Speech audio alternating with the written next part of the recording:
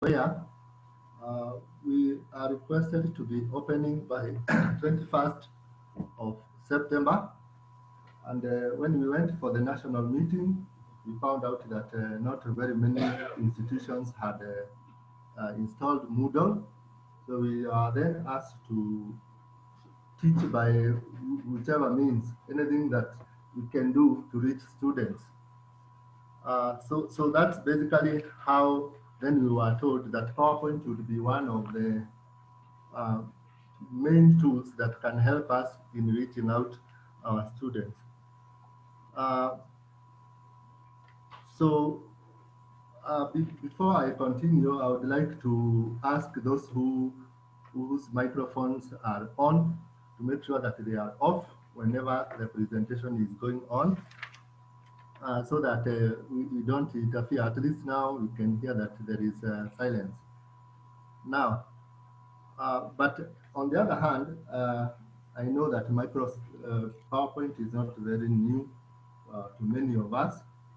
In fact, uh, many of us have already gone through micro facilitating with PowerPoint, so it means that it's just a reminder here and there. I would wish that our discussion be very, very interactive. That means I want you to participate. In fact, we are just reminding one another what we already know about facilitating with the PowerPoint. So feel free to participate. Now, you have already been told about Office needs.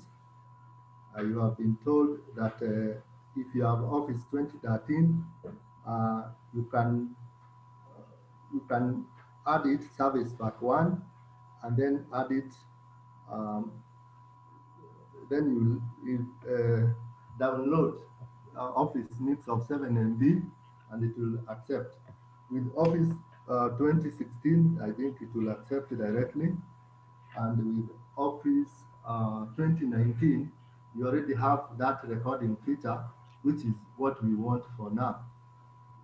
Now, so from there, what are some of the benefits of using PowerPoint? And I want, if you know some of those benefits, can you please unmute your microphone and tell us?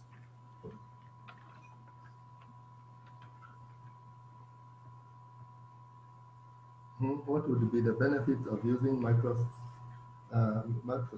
PowerPoint? Any participants who can try to give us the benefits of using PowerPoint?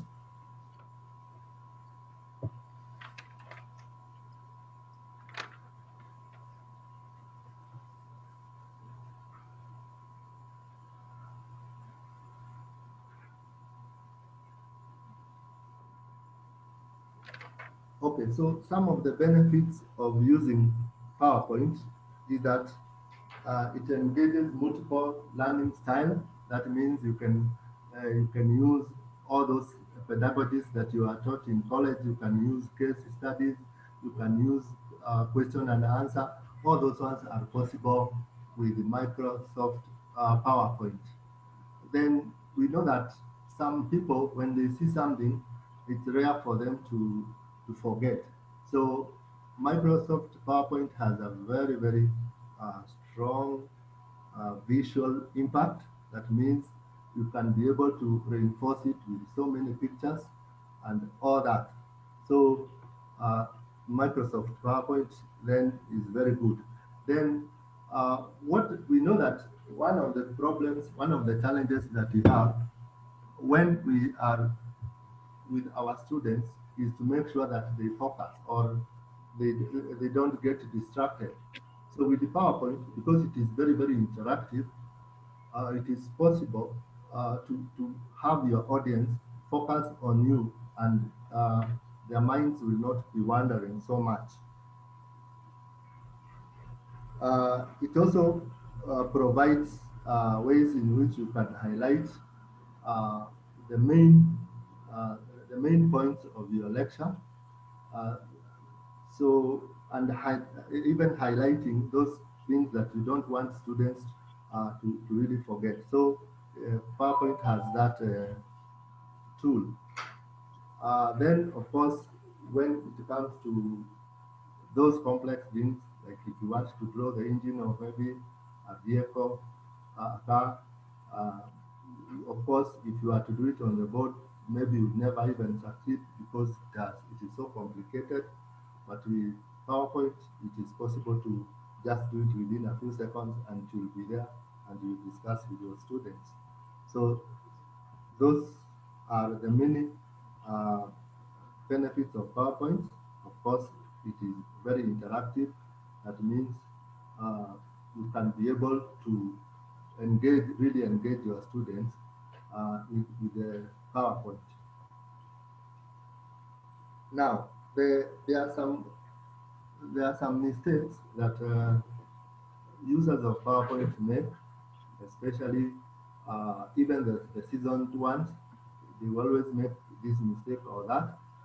If you look at some of the presentations, they will have very many prints, text, and all that.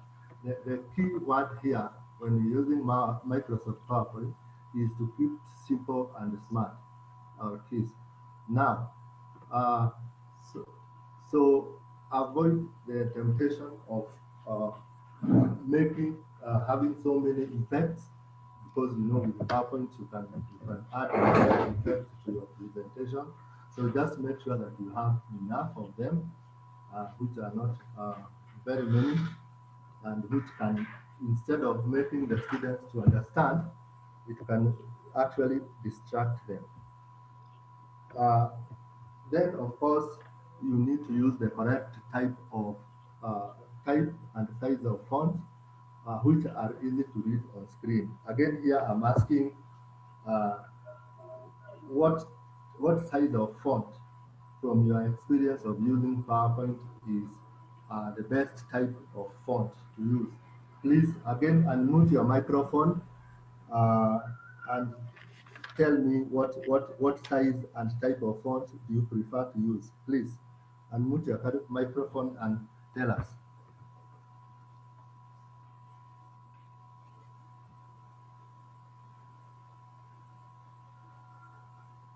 Hello, Malim. Yes, This is Gerald. yes, Gerard. Yes, I have found 32 to be quite big enough Big enough, yes. for all the students to see. Maybe in a class of about 60, they'll also be able to see from the back very well. Okay, and At maybe least the 32. okay. Of course, there. I guess it is a class of 36. Did you say that six? About 60, 60. About 60. Yeah, that is a really giant room, isn't it? Yes, yes. Yes, 32 I think would be okay. So there is But no much agreement on the same, but anything from 24 to 36, which you have said, depending on the size of the room, I think is okay. What about the font type, Gerard? font type, Yes. uh, New Times Roman or any other suitable one has worked. Yeah, true. Yes. The font type is also important. And what you have said, Newton's Roman is okay. Like me now, I'm using Arial Black. And what is important is for them to be able to see. But notice that there are some fonts, especially because uh, we will be presenting to students using our computers. There are those some fancy fonts which may bring problems when it comes to some devices. So it is very important to just use those fonts that are known, the Homers, the Arial Black, and so forth and so forth. And of course, as Mr. Gerard has said, 32 maybe for a very big room, 24 if the room is not very big, and so forth and so forth. So that is that. The other thing is that those, especially those decorative fonts, they are those that are very fancy. So if you are in a room where the students are very far away from your reading, then it can give problems. So use only those fonts for headers and if they are easy to read. Uh, the other thing is that make sure that the background is light so that you can use dark text. And if you use a dark background, make sure that the text is white. And it's very important to align your text either left or to somebody is having their microphone on. Okay. So make sure that your text is aligned and left or aligned left, aligned right. If, for example, I was to do this one and try to align it to center it. I don't know whether, let me try to center it and then you can see the effect. So if I center that, uh, that is just aligned. No, center is this one. So if I center, you can see the effect that it is bringing to the text. So it is usually better to either align them left or to align them right, but centering is not the best for presentation. Now, the other thing is that if you put too much images or even headlines and things like that, sometimes the PowerPoint can become very complicated. So the keyword here is that you avoid clutter. That means you just have a few bullets, maybe an image. So if you put too much of it, then you are likely to lose you risk losing your audience. It can become a distraction rather than a source of forcing them to focus. So it is very important that you don't use a lot of stuff, because sometimes too much of everything will be poisonous. Of course, you are required to know the difference between presentation and facilitation. At our level here, I think we are more for facilitation. That means you are helping the students to think. It's not that you are just because the temptation here for most of the people when they are writing putting PowerPoints is to get all the notes that are somewhere in words and putting them all of them into your PowerPoint. So if you do that, then it will just be like you are transferring the textbook, to the wall or something like that. So it is important that we realize that we are actually uh, facilitating more than actually doing the presentation. Uh, so the other mistake that people do is when it comes to the text, there is too much text and too many slides. And again, here I want somebody to please unmute your microphone and tell us uh, what is the recommended size, number of lines in a PowerPoint and the number of text per line.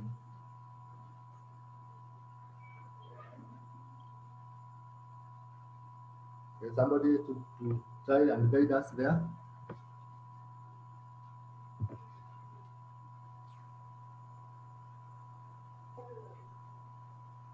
Mwalim, Yes, Gerard again. sorry for speaking too much. Apana, you are an active student, so that is very good. Tell me, Gerard. Yes, I've heard about what is called the 5 by 5 rule, Yes. whereby you should not have more than 5 sentences or lines. For more than 5 sentences or Yeah, lines. and Okay. not more than 5 words per line.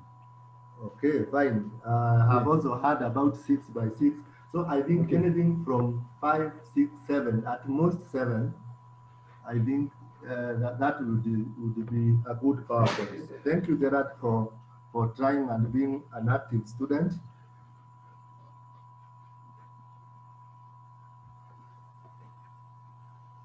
Okay.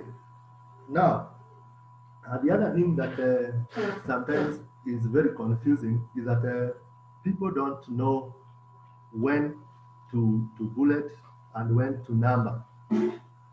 Again, I want another student to tell us at what time do you number your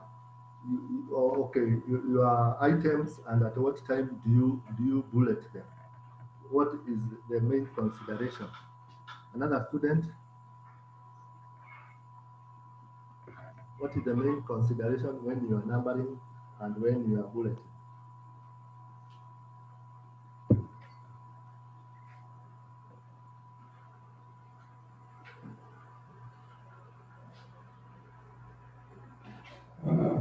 Please let's participate. This I think that we all know about PowerPoint. We are only trying to remind ourselves. So it would be very good if we try and just suggest. There is no correct answer at this level. There is no correct or wrong answer. What is important is that we participate. So, what is the main consideration when it comes to the number of what is to be numbered and what is to be bulleted?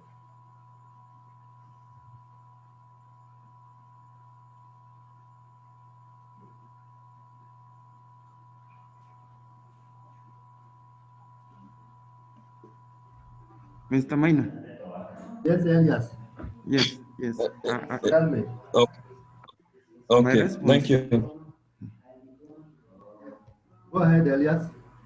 my response is when Yes. I normally use numbers when the items that I'm listing, Yes. they are sequential. Yes. Okay. If they are not sequential, then I use bullets. Okay, fine. Mm. And I think I agree with you. So sequential, it means that those numbers, if you put one before the other one, it's like there is an order. That means from this one we are going to this, or there is a hierarchy. That means maybe even it is people, and maybe some of them are senior than others. So there is hierarchy there, or if there is an, or there is that. For example, uh, for example, uh, so we have said that we use lists with the sequence, just like we have been told by Elias. So an example is how to put an elephant in a fridge. Okay. So how do you put an elephant in a fridge? Somebody?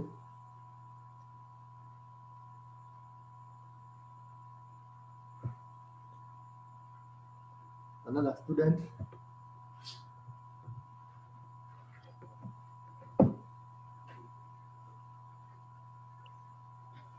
Hello, good morning. Yes. Good morning. Who is speaking? Joseph. Oh, Joseph. Yes, Joseph. Go ahead. Yes, I think first of all, you have to consider the size of the fridge that you have.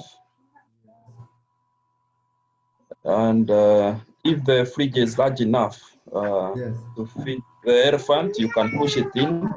Yes. If the fridge is smaller than the elephant, Mm. it means you have to cut it into pieces in order for it to, you can now put it in pieces. Okay. Go ahead. Yeah. Continue, Joseph. So you cut it into pieces and put it in the fridge. First of all, you consider the size of the fridge, because So sometimes you may have a bigger fridge than elephant, yes. which means you just need to push it in. Yes. Okay. If maybe the size of the fridge, if the size of the fridge is like the one we have in the house, Yes.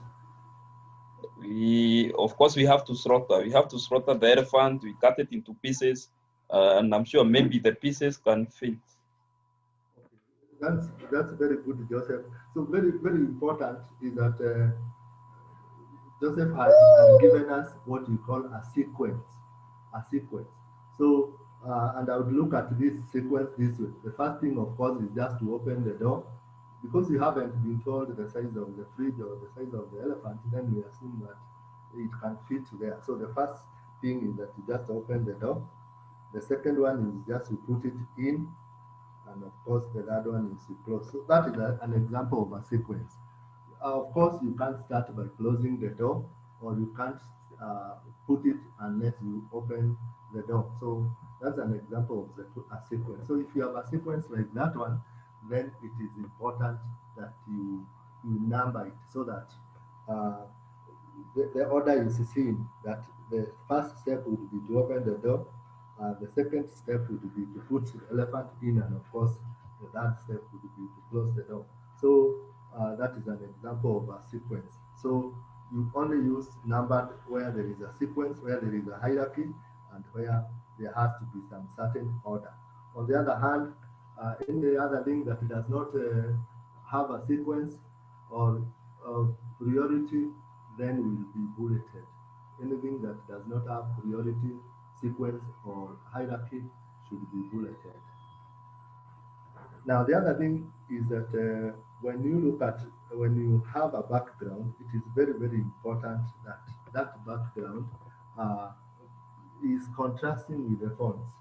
If you look at what I have in my on my screen there, you have some writings there which you cannot even be able to read because there is no contrast. So the colors do not complement. So if the colors do not complement, please do not use them, because what will happen is that your students will just strain so much, and they will not be able to, get it. They will not be able to understand what you wanted them to do.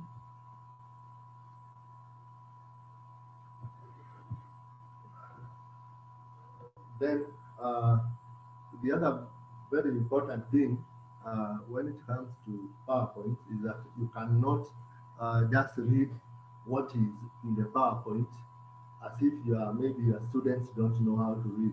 So what is very important is that those are just the highlights. Most of the time you need to focus on your student. You only need to scan what is on the what is on the okay, on the screen, and then of course you get the material, so that if you try to read to them, then it will just look like you have just taken a textbook and you're reading it aloud, and that of course will be very detrimental, and it will not help you to do what you want to achieve. So it is very, very important that you you just don't parrot the PowerPoint, because the students have also the ability to read. Now, the other thing, and which is also very important, is that students, there are some students who are very good visually. That means they can be able to appreciate those visual things than actually those that are audio. So it is very important to make sure that you hold their attention, so that they don't just watch your presentation like they would do in the TV. Uh, that means your presentation should make sure that it is catching their attention, and and they are really focusing on you, and it would not even be a mistake if you sometimes can even switch off the PowerPoint to make sure that you drive a certain point home. Because if you don't do that, uh, then the students can, the PowerPoint can steal the show, and the idea is not really to make the PowerPoint to steal the show, but to actually express some points. Now, the other, we said at the beginning of uh, at the beginning of our discussion, is that PowerPoint is it should be very, very interactive. Uh, it should be very, very interactive. So it means that once in a while you can put a hyperlink, and of course to put a hyperlink is not very, very difficult, because all what you need to do is to highlight what you want, what is to highlight what you want, to put a hyperlink on. For example, if it is the word video, you want to put a hyperlink there, then you will just click there so that you go to hyperlink. So upon going to hyperlink, then it will click. Then the computer will ask you, where will I get this information that you are hyperlinking? Then, of course, if it is in your computer, if it is a URL, you will paste it.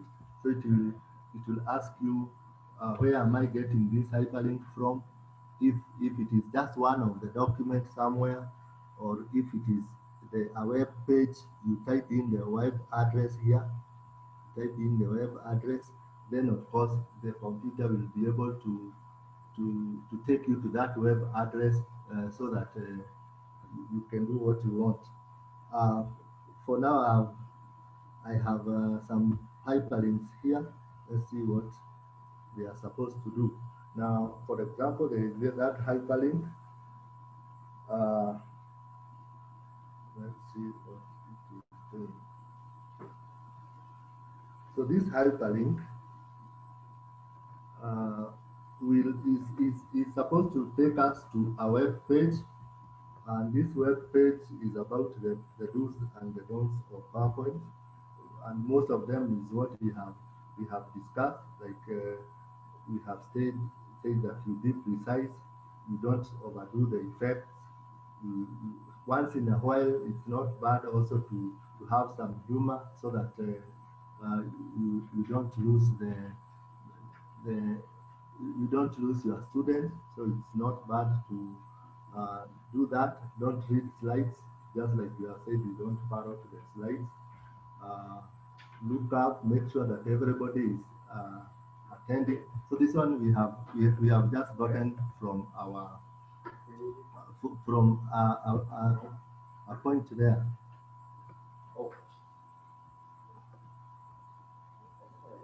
Okay, let me go back to Zoom.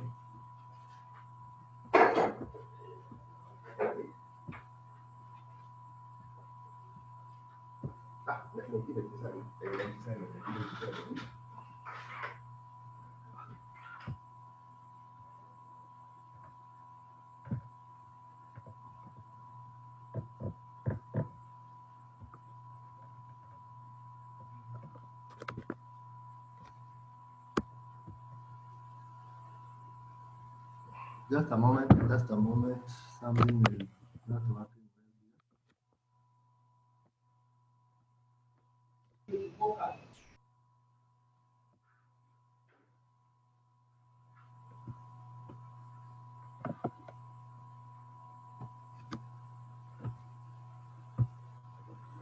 Okay, so that's how you put a hyperlink. I can also show you another one.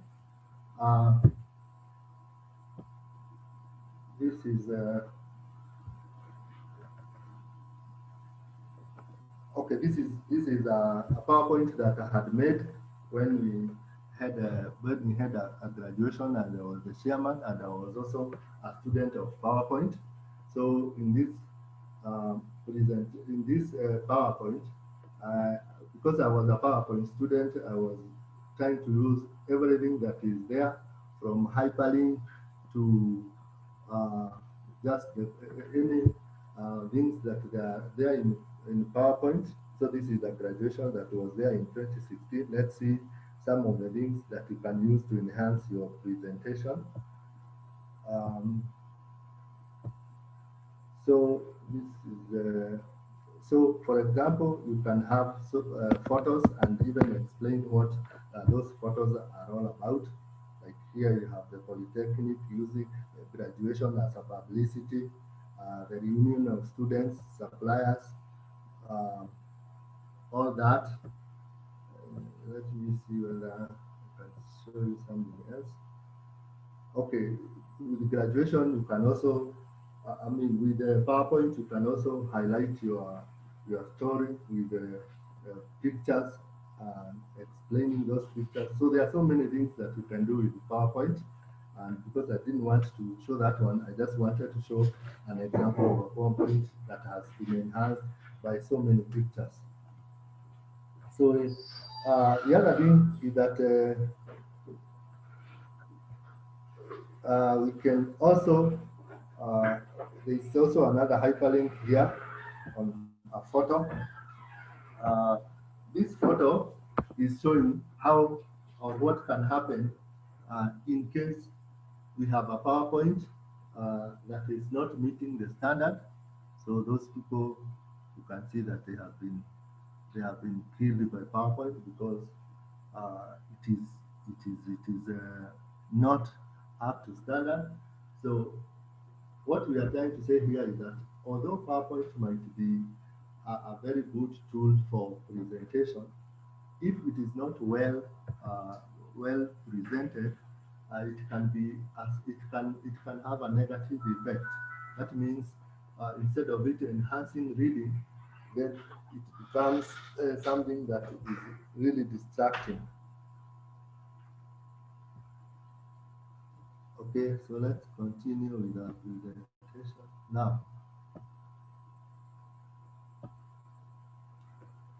Now, the other very, very important thing about PowerPoint is, of course, you have to make sure that you rehearse your presentations because uh, you may find that even where you are very careful, you might just have a typo here, a typo there, or maybe your slides are not following the way you should want them to follow. So it is very, very important that you practice your presentations uh, before that, so that what you present can really flow. So at the beginning of this lesson, you are told to download Office Office Meet. Office Meet is one item is an add-on to the if you have Office 2013, uh, you can add that Meet to it so that you can have some features which are not in the offices like Office 2010, Office that one, and the other lower versions of Office. Uh, so I hope because you had been told earlier on to do that. I don't know. By again unmuting your microphone, do you have people who have added Office Mix to their PowerPoint as you had been instructed by Mr. Arena?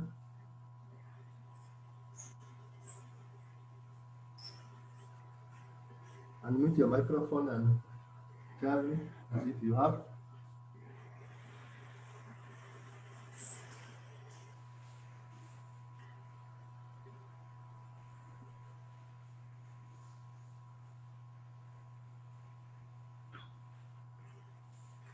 Okay, so what you need to do if you have Office 2013, you will need to download Surface Pack 1, and it's about 700 MB, so that's not an easy one. But if you have Office 2016, then you can download Office Meet for Windows, and what the effect of that is that it will add a button which is called Meet, and this button is very, very important because it will give you a chance to record your presentation, and if you record your presentation, then in the future you don't need to continue presenting the way you have presented, the way you presented in the other lessons, but you will just need to use uh, those presentations that have already been recorded. So if you haven't downloaded, maybe you can do it as part of your homework. But if you have Office 2019 like me,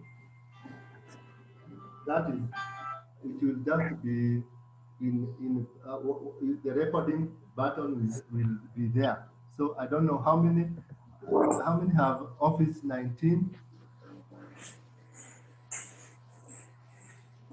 Please unmute your microphone and tell me.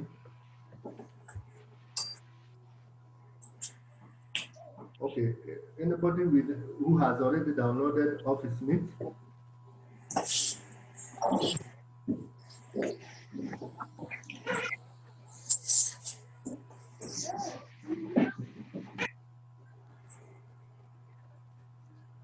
Okay, uh, silence means maybe you haven't, but you have to do that, because if you want to see the benefits of that Office Meet, then you have to download it. But let me just show you what you can do with it. So if, for example, I start there. Okay, so let me escape a little bit. So if you can see, this button from my side here, which is written recording. Of course, if you look at your PowerPoint, it will not have that. Uh, it will not have that. But for those who have downloaded Office Meet, it will have, okay, it will have this button written as a mix. So that recording allows somebody to record a lesson, so that in the future you just give students um, that recording, or you might even put it in the Moodle, or you can even use it with the other apps like the Google Meet, Google Classroom, or Meet, and then of course, or even with the Microsoft Teams. So you'll have these buttons once you have added Office Meet to your to your office, the office that you have. But if you have Office 2019, the recording button will be there straight. So if, for example, now I wanted to record my presentation, I would just press that button. Uh, then it will give me that kind of a screen. I don't know where these red lines are coming from, whether they're in my computer or they could be seen. But what you will have to see is something like this. And then of course you will have the record button, which is here. And so if you press the record button, it will start recording what you are saying. It will give you some time. So right now it is recording what I'm doing. Just a moment. Just a moment. I'm in the middle of a presentation. Okay, so it will be recording what you have said. Maybe it has even recorded me talking to my HOD. But basically, as you do the presentation, you can always record yourself, like I'm doing right now, and then of course, um, later on you can send that to the student. So as soon as you are through, then you pause or stop, and then escape. Then you can, I don't know. Just a question, sir. Yes, ask me. I'm Maurice from Moraga. Yes, Is it any different from Office 2010? Because I tried downloading it from Office 2010, yes. and I realized it's a bit bulky, around 2 GB. The add-on. What Yes. you are trying to download Office 2010? No, not the Office as such, but the Office mix. Office mix, and it was Yes. how big? Around 2 GB. Around 2 GB. 2 GB doesn't look like that looks a lot. I don't know why it was the case, but otherwise John, otherwise it's supposed to be 7 MB. Yes. Yeah. So maybe he was downloading Office 2013. I gave out 3 links. Yes. One for Office 2013, another one for an update to Office 2013, and another one for Office Mix. So the other 2 are big. Oh, the other 2 Okay. are big, eh? Yeah. Okay, so let me see. So what I was, so you can see I've already recorded my lesson. Okay, I didn't record a lot of it. Some of it didn't have audio, but you can see that I've already recorded myself.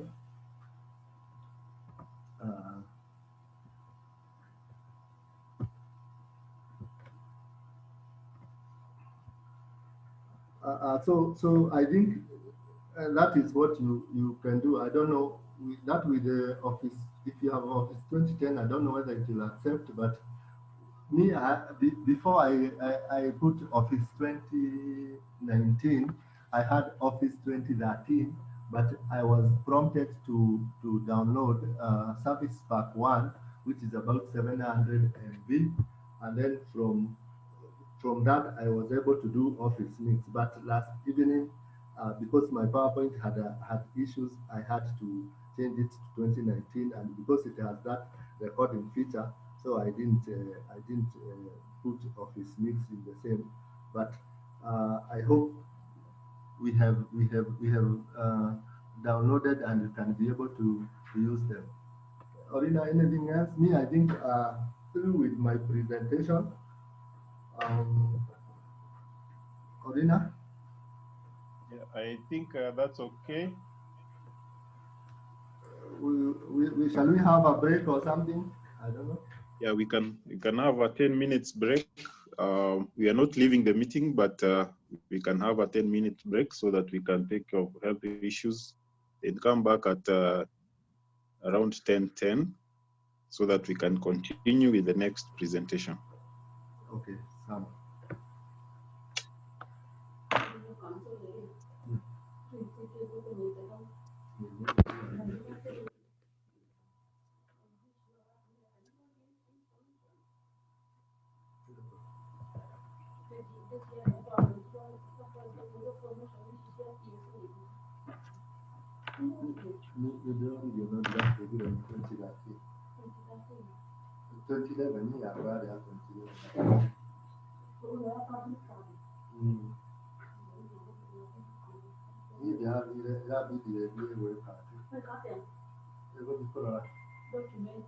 Yes, Charity.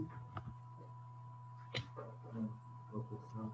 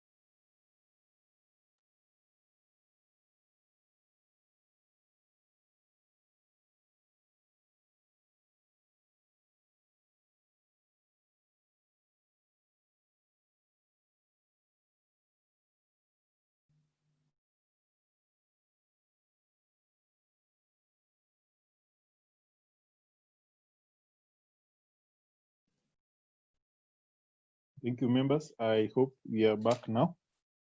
I want to start my presentation. My name is Orina Makori. I'm a trainer at Meru National Polytechnic and a champion for e-learning. Now, today we want to introduce ourselves to Microsoft Teams. Then at the end of the day, we'll be able to have our own Microsoft Teams in our institutions. This team is comprised of ICT champions and registrars, and training is key to you. So welcome, and I hope you are getting me. Somebody give me a high five or a thumbs up so that we continue.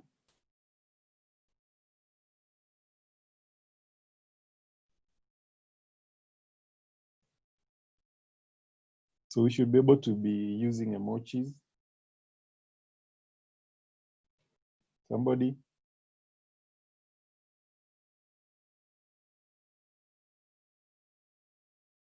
Nation, can you hear me? Makori, we are very okay. Thank you. Now I can proceed. As we proceed, also note that in the chat room, there is a link for attendance. Kindly click on it and submit your details. Fine, so I want to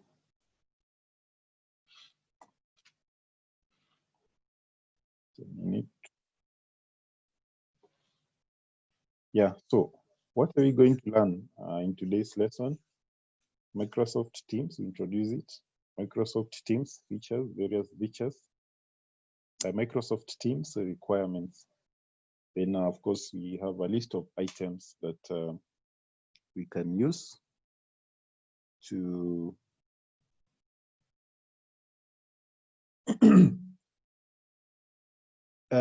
in this training, we want to get an understanding of what Microsoft Teams can do for you, highlight some key features to help increase your organization's productivity. And then we are going to look at the licensing for institutions of learning, how to deploy, and the software requirements. We may look at how to deploy Microsoft Teams, settings management, and overview of meetings and chat services.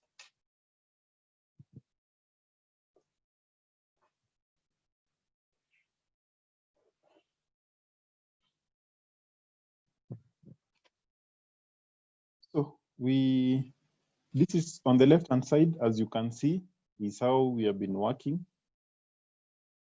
On the right-hand side,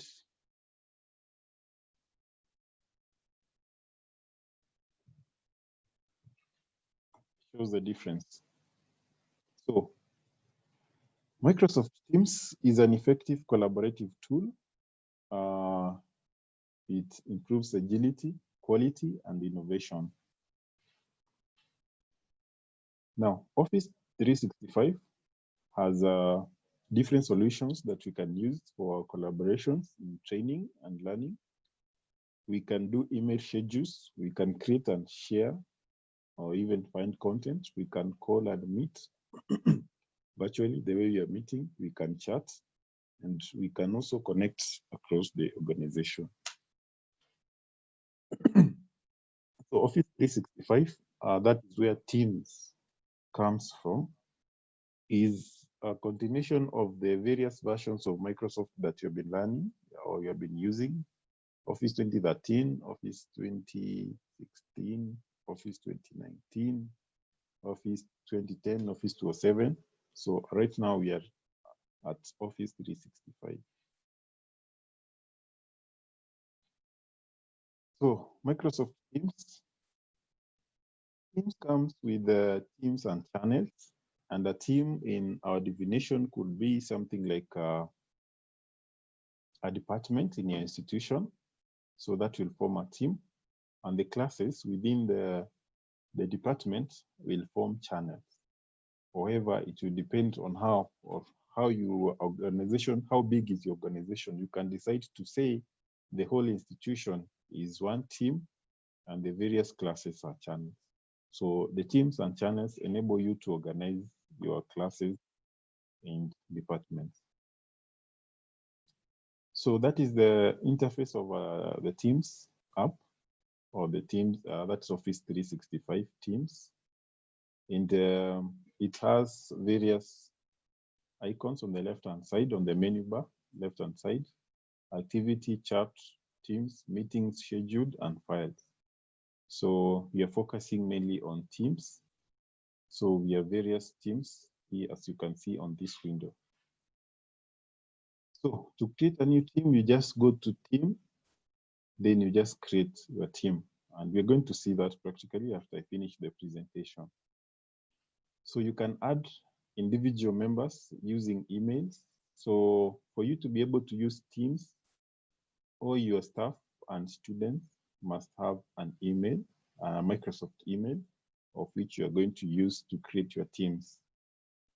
So you can also allow guests, but when you allow guests, it means that you cannot be able to control them the way you can be able to control members of your organization. So teams are made up of channels, each covering a different topic. Only favorited channels will show up in the left pane.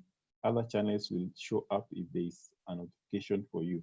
The remaining channels can be accessed by clicking more. So it's a point of information. So while you are in a team, you can be able to create a team. Just click on the add channel button. You can see on the left-hand side there. Then you can be able to add that channel, and you organize your students.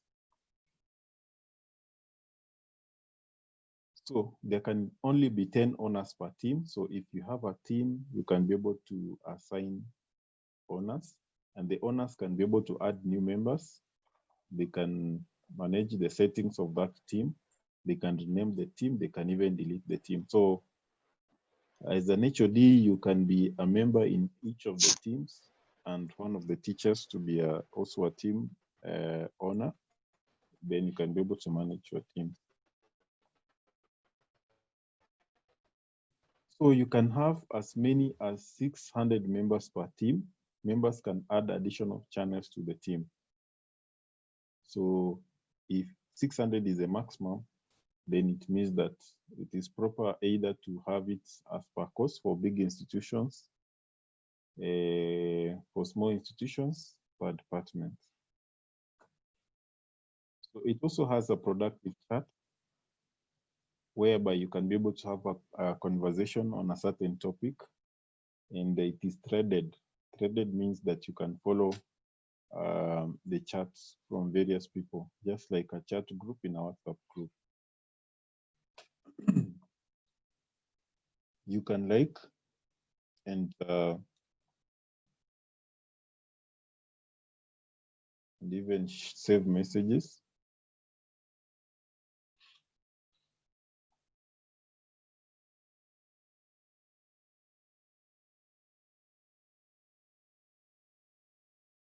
You can have documents in conversations. You can mention team members in your conversations using the app, just the way we usually chat, maybe in WhatsApp. There are various ways that you can express yourself. You can use emojis, you can use GIFs, you can use stickers and memes. You can also have private conversations whereby you can be able to chat with specific people privately. So you can also have a group chat.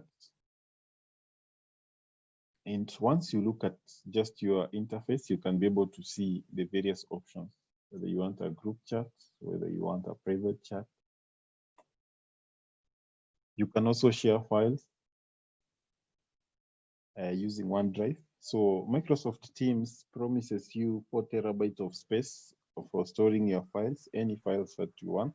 So once you have that account, you'll be able to have 4 terabytes of space, and you'll be able to even access more. So Microsoft Teams makes it easy for people in a channel to go from a group conversation to a meeting. You can switch. You can just, from the conversation, you can say, let's go to a video conference, and you start the meeting. So in a channel conversation, you click the Meet Now icon in the pause box, or keep all the context of the existing conversation by clicking the Meet Now icon in the reply box. So once you do that, you'll be able to go now to the video conferencing tool, and now all of you can be able to just start the meeting immediately. You can also look for a meeting in your team. So you can just search the name of the meeting and you'll be able to get it and continue. You can join a meeting if you have a link. So it promises you clear videos and audio experience. So you can also share your screen. You can see your history of the meetings that you have been having. So this comes in handy if you're a trainer. You can be able to, if somebody asks you, have you been teaching, you can be able to show your history of the meetings that you've been having. You can also schedule a meeting and you put it on the calendar, and you invite your participants through email and they'll be reminded. Your Teams allows you to integrate the tools and services you love right into your chat or channel. And those ones are in form of tabs, as you can see here.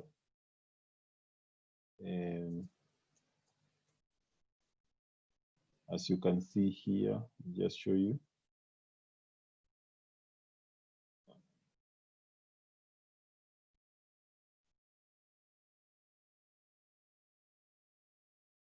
So here at the top here.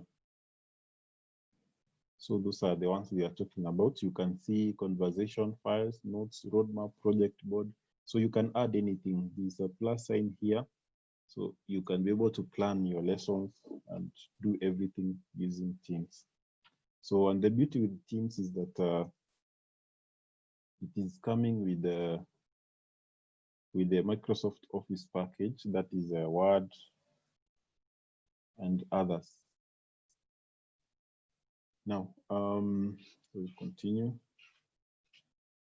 So there are default stuff we need not to talk much about, like files, notes, etc. Then these are the basic applications that you can add. You can use OneNote. OneNote is good for writing. If you're using like a tablet or a smartphone, it is easy for you to just teach as if you are writing on a board, as you explain. Then Excel, then you have a planner for making a work plan. There is Power BI. This is like a lab. There's PowerPoint, there's SharePoint, and there's Word. So, example for planner, you can start on a tab. So connect us in Microsoft Teams. You can be able to connect to social media like Twitter, Trello, and many others. So you can be able to connect your favorite social media team app, and you'll be able to communicate with your students using social media. So Teams also allows bots. A bot is like a robot, so that it allows you to automate some tasks. For example, querying information and performing commands. So you can be able to for example, if you are planning to submit or to give your students some assignment at a particular date, you can be able to just do a bot or a robot that is going to execute that command when the time comes.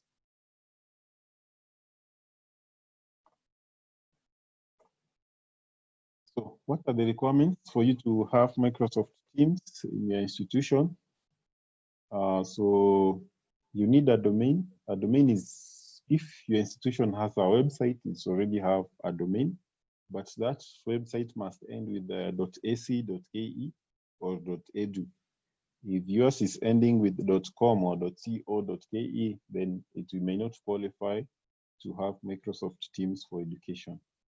But these are the requirements for the general requirements for Microsoft Teams, even for corporates. So, so it is available in Business Essentials, Business Premium, Enterprise, existing E4 subscriptions. Organizations are recommended to have user mailboxes or Exchange Online, SharePoint on the online. So for you as a trainer on your computer, you need Windows 7 Plus and above, and Chrome 51.0.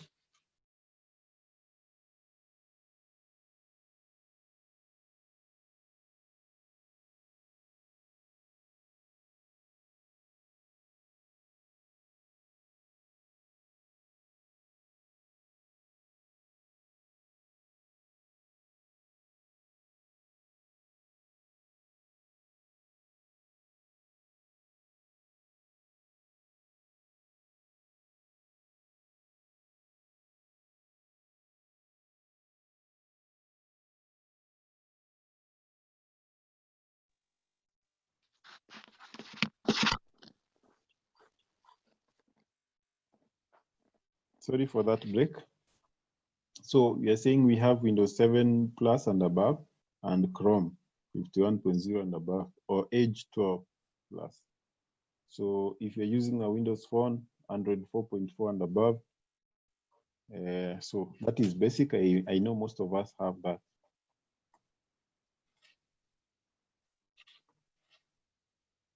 So how do we get started? We log into portal.office.com. Then we just create an account. Then we apply for our Microsoft Teams account. Now I want to stop the presentation and now go to actual on the ground. Then maybe we can be able to ask and answer questions, because at the end of this, we expect that we'll be able to use Teams video conferencing tool to train. So I want to log in, but first I'll show you how to configure. Maybe the ICT experts will take up later on, and they'll configure for your institution.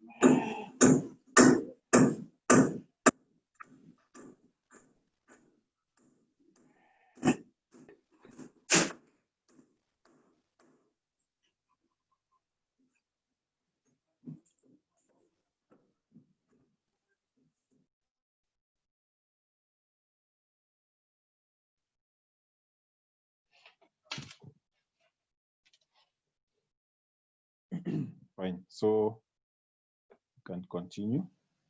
Now, as you can see, we have on your screen, you can see I went to office.com, this one. Then when I'm here, you can see the problem is that I'm already signed in. You can see here it is calling my name. So that is not what I wanted you to see. Maybe I can just log out first. So, or you can just Google Teams, just that. You just log into Teams.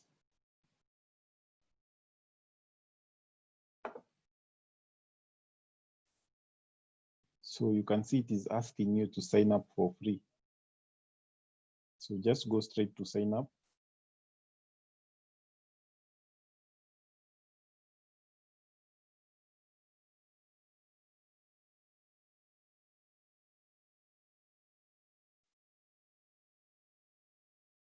So you need a Microsoft account to be able to sign up. So, but before that, let me just take you to Teams for Education. You just Google. There is no standard way of accessing these things because every day they're improving on their site. So even if I give you a specific procedure, then you might not be able to access the system. Just like I've just searched Teams for Education, and these are the results. And you can see the website is for Microsoft. So if I just click on it, it will still ask me for an email. So the best thing to do is to just create an email first from this link here. So for example, let's say you are using Meru National Polytechnic. I can have let's use like Mitungu Technical at gmail.com. Then I just say get started. So now here we are using the normal email before we sign up. It is telling you that didn't work. You have to use the email address assigned to you by your school. So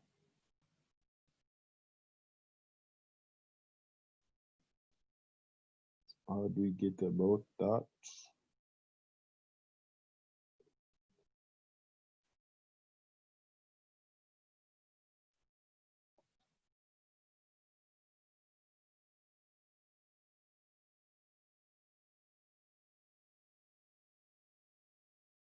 Let's try info@mitungutechnical.ac.ke. This one has accepted, as you can see. So that's why we are saying that each institution must have a domain. So if we were at T2 TVC, for example, if I type here, even if the email is not existing, but it is good to have an existing email because you might be asked to verify. So you don't just put something that does not exist. So they are using this extension here to first check whether you are an institution. So then you say get started. Then of course they'll ask you for a number. So you'll have to put your number. So that is +254 for Kenya.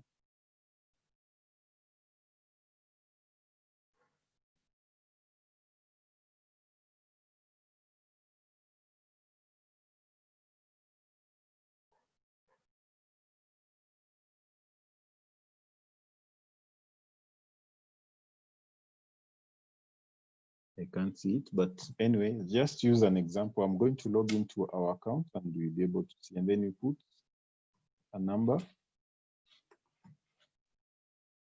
Then you tell it to text you so that they can verify it is a person.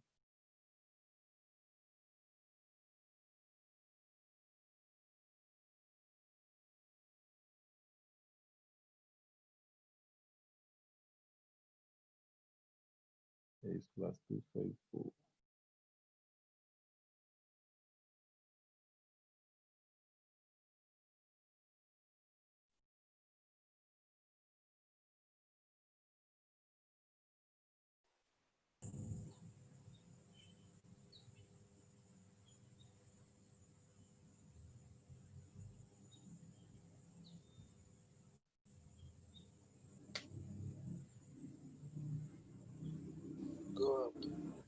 So for now, maybe I want to just log in. We'll be able to configure so that we don't waste a lot of time because that is the procedure. You just need to provide an email. Then after you have provided an email, you continue the process until you finish. Once you finish, it will ask you to verify your domain. So, and I want to just sign in so that I show you how to verify your domain. And most of the ICT people here, they know how to. So let me just log in using my email. So when I want to log in, I just go to office.com. They take you to the same place.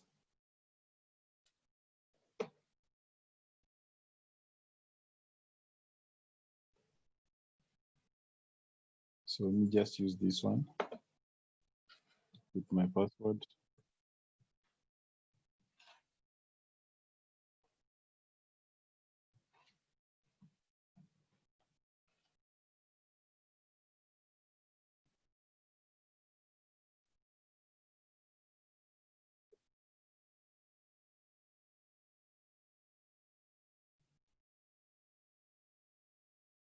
So once I'm signed in, I'll be able to see the various Office apps, but that is not my interest.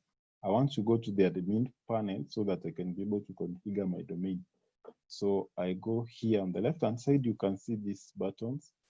Then you can see admin. Where is admin?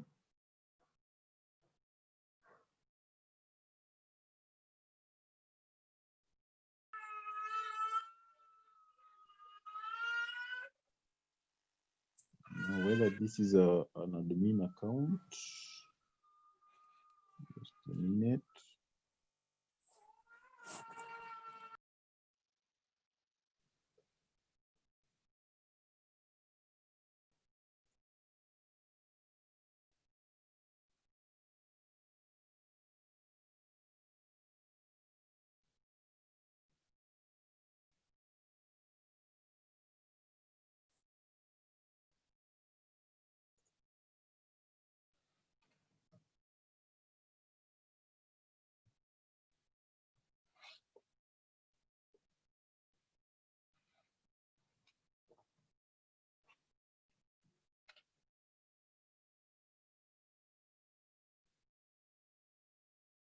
Good. Now I'm back in with an admin account.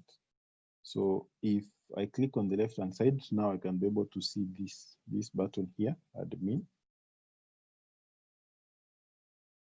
So once I click on it, it enables me to do a number of things as an administrator.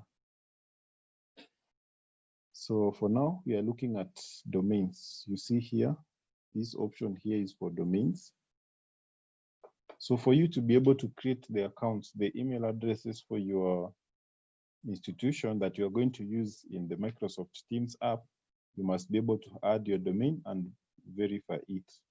The verification is by addition of this, what we call DNS records. The ICT people understand that. So for example, we have added this, an MX record, a TXT record, and CNAME. So all these are supposed to be added on your website cPanel. So for example, if I open maybe Meru National Polytechnic,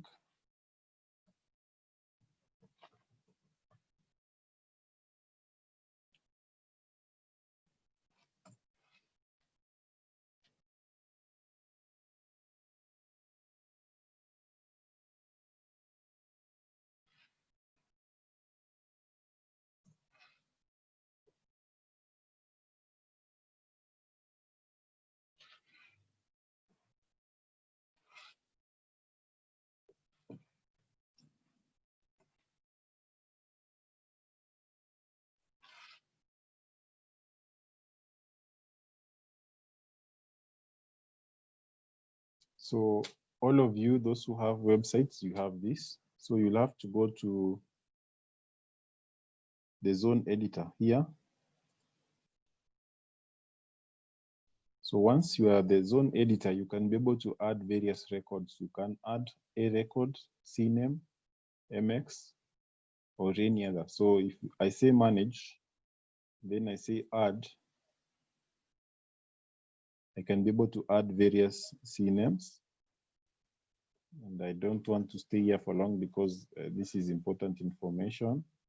So you can add an A record, CNAME, MX record. So that is what is required of you so that you can be able to access the Microsoft Teams for your institution, so that you can be able to create accounts and you can be able to have Teams and you can be able now to have the conferencing facility and the other apps that are available for your institution. Now, the left-hand side also, an important feature is the users. So if I click here,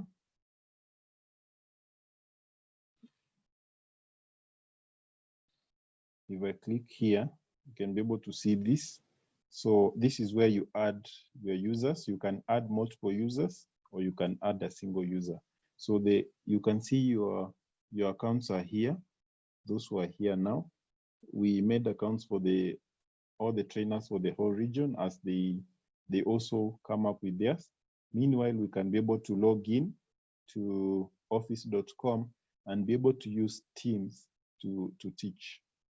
So that is it with the setup. There's nothing much. Once you have done that, you have added your users. The rest of the things is just to do settings, which you do on a day-to-day basis.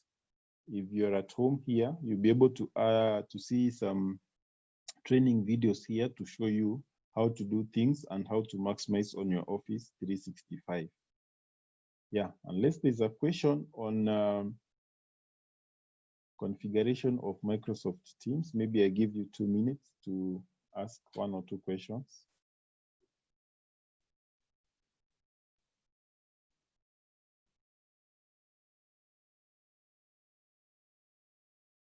Or maybe I can ask, how many have configured Microsoft Teams for the institution so far?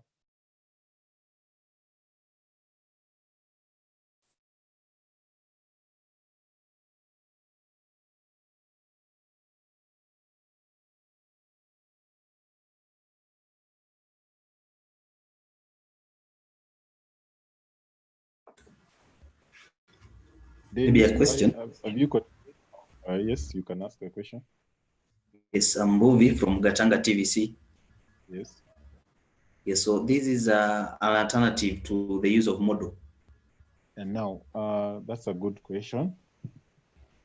Moodle is a way of aggregating your content. And your content now can also be managed by an admin who can be able to see the whole institution in one place. So Microsoft Teams can be integrated to Moodle.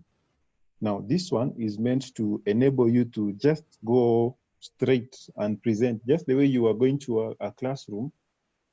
This one gives you the ability to just go to a classroom. You create your own classroom and train. And you train as if you are going to a physical classroom. Now, after this, we are going also to facilitate more on Moodle. Moodle will make it easy for you to aggregate your courses and your course notes or course modules. And you can be able to see the progress of your students from admission to the end, and you can be able to put timelines for that. Now, so Microsoft Teams is a rapid way of start training online rather than Moodle, whereby you need to configure the whole course and have it there, and you can be able to transfer it to the next cohort. Yeah, so the concentration on Teams is the video conferencing ability. Thank you.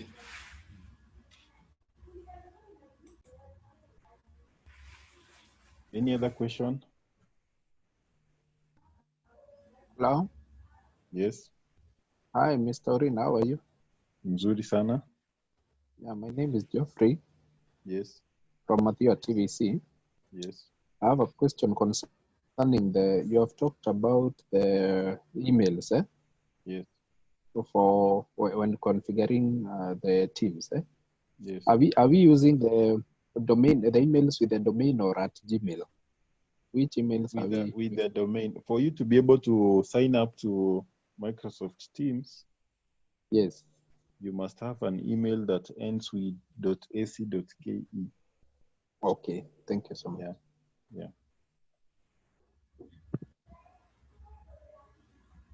Any other question? Yes.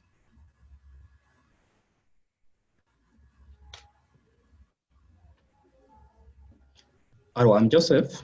Yes. Yeah, from Mitungu TTI. Yes.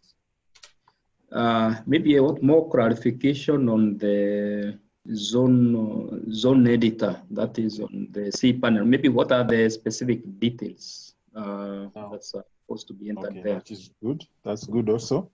You see now when you are adding your domain to Office 365 or Teams, it will be able to give you the values that you're going to add to your DNS zone editor. And those values must match from whatever they'll give you is what you'll put on your cPanel, so that when it is going to check, it will find the same keys. They are different from institution to institution, so that it can uniquely identify your institution. Yeah. Hello. Yes, yes, Yes, Orina. yes, I'm Catherine from Jeremiah Technical. yes. How many students can be added to one class? That is the team. Yeah, you have seen for a team, a maximum team is 600. 600, eh? Yes. So the institutions which do not have domain, they have to pay for a domain so that they open email addresses for the trainers. Yes, and even the trainees. Or even the trainees should have the email address which has the domain names. Yes, so that it is easy to manage your people. Okay, thank you. Okay. Any other question before we proceed?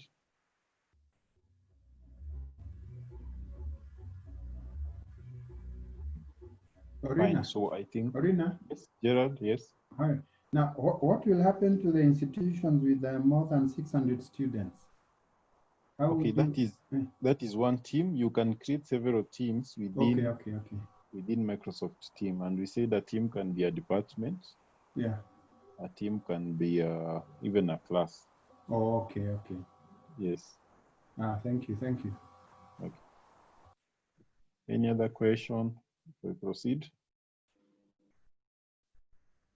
Now, so I want to introduce you, because now tomorrow we expect you to create a team and be able to present to us a short lesson for about 10 minutes.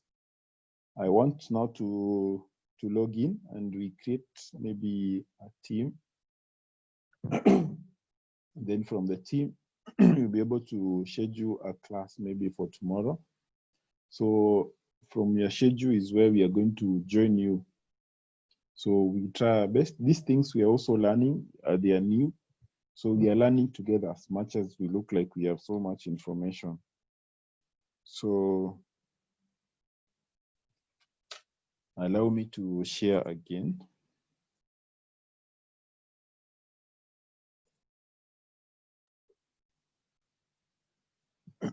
So I've logged in already with my email. And so I should have logged in with that one that is not an admin. Let me see.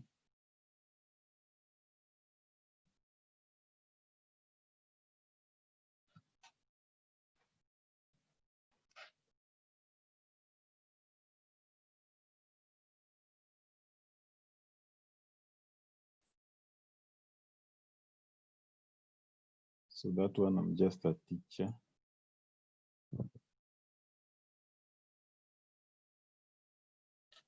Fine. So I go to the left-hand side. I go to Teams. Then I look for my Teams.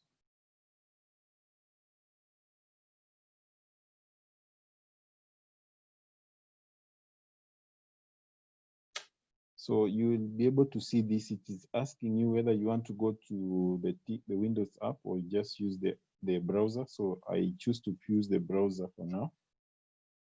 So it is giving me some instructions. Bring your team together, create a collaborative workforce. It's going to show you the same things. You read. It is good to read. And most IT things, we become unable to do them because we don't read the instructions that have been given. So you can chat. We said that you can connect. You can have files. So we start. So we said you can click on Teams on the left-hand side. You click Team. You can create a team that will comprise of your class. So I don't know which one we can pick from this one. let's use a class because that is what is important now. We call it the ICT 0, no, we are in 020 S module 1. Then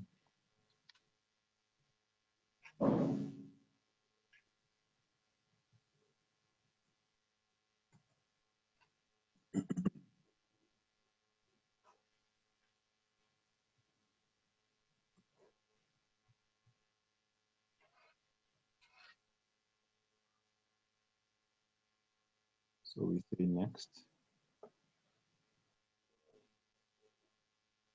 Now I can add teachers to this and also students. So maybe you can look for teachers, just anybody. I'm not sure who, but you know how you're going to do your students. So I want to add Anne from Jeremiah Nyaga as one of my teachers.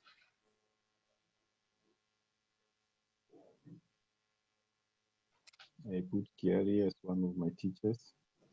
Then I want to put students.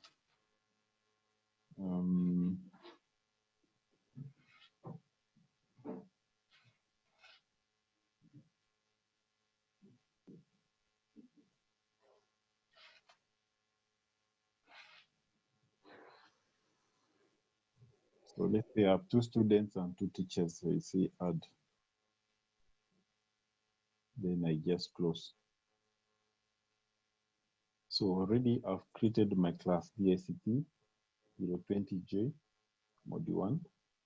And now I have my tabs, the ones that we are talking about. We can add a file. So once I upload a file here, it will be seen by all the members in this group. On the class notebook, I can be able to add notes. I can be able to give assignments. Then I can be able to assign grades to my students.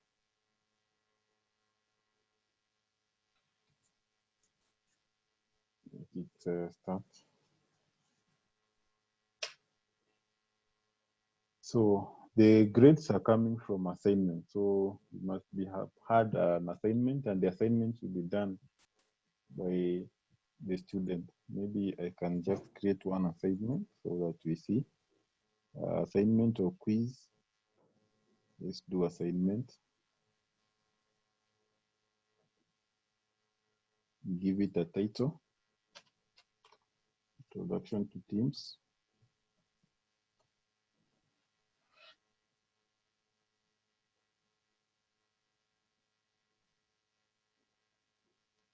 Instructions. Compare and contrast.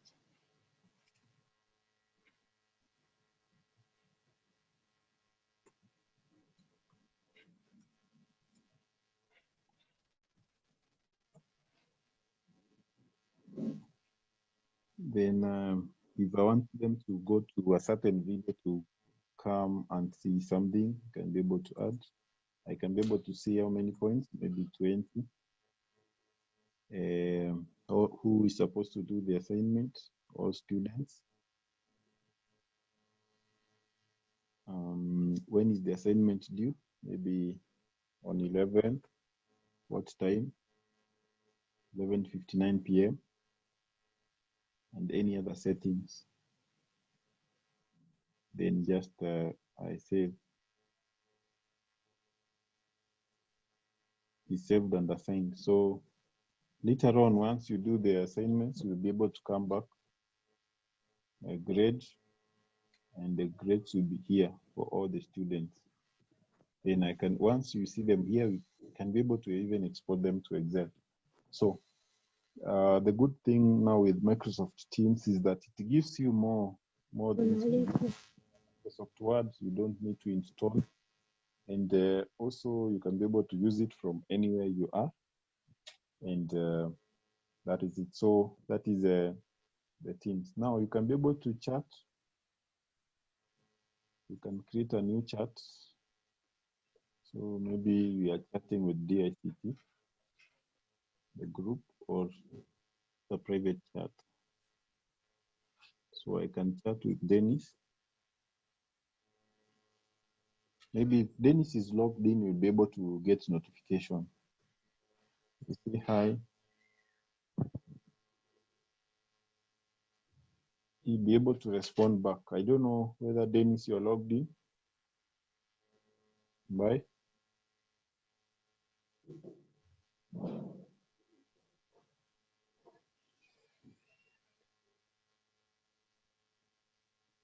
Fine, maybe Bye will be in later on.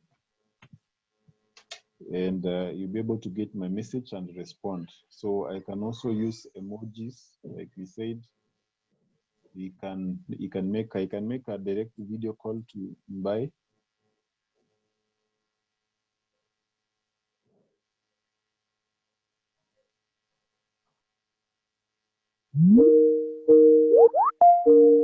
So once Bye speaks from the other side, we can be able to chat and agree on various things about the class.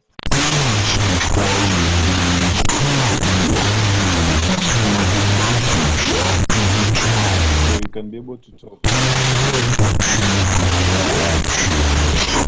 because now we are mixing both Teams and Zoom. So unlike Zoom, Teams has more features, not just video conferencing, but also charts, also calendar, also assignment. You can grade your students, you can organize your students, etc. Unlike Zoom. So maybe somebody would ask, if now you are training us using Zoom, why can't we train our students using Zoom? As you can see, Microsoft Teams comes with more and more apps. And we said that, okay, that is, we have created a team. We have also created a chat. And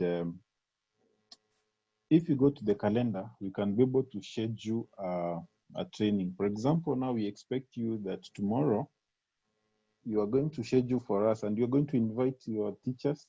I believe both of them, all of us are on Microsoft Teams. You'll be able to get us. We are the three of us.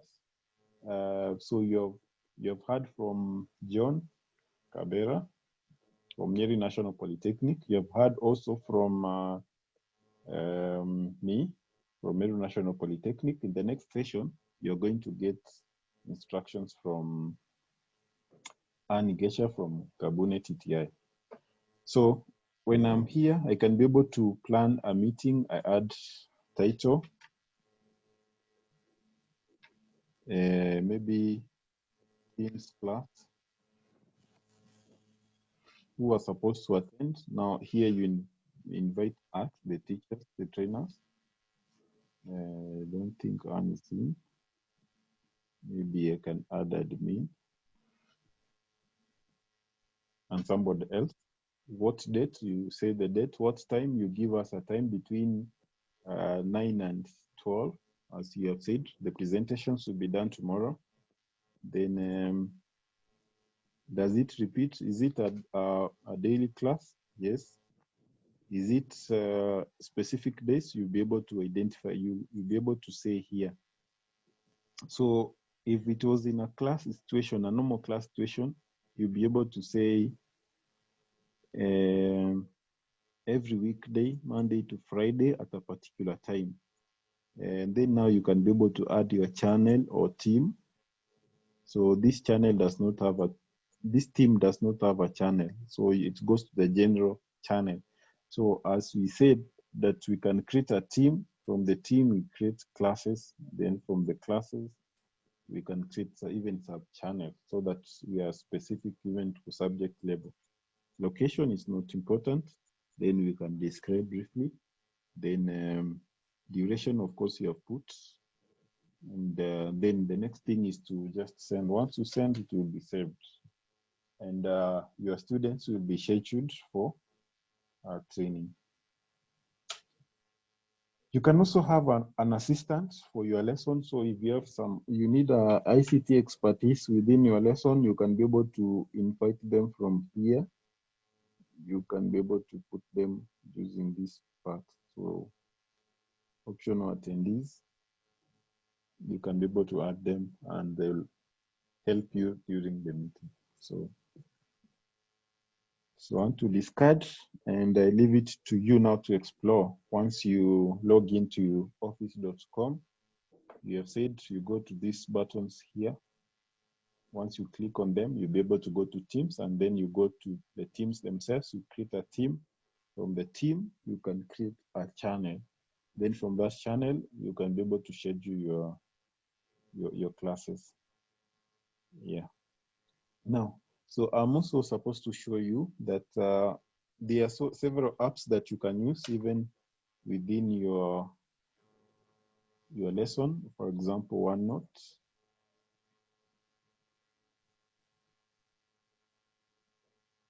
I'm sure once we leave you, are going to do much, much more. This one is just to give you awareness, and you're going to discover so much. So OneNote helps you arrange your activities, your daily activities. You give it time to start.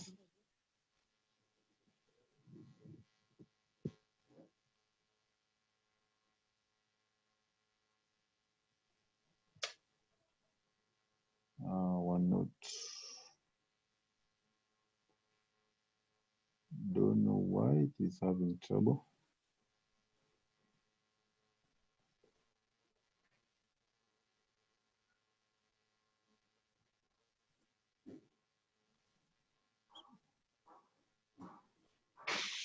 Maybe you can try another app like Edu Classbook.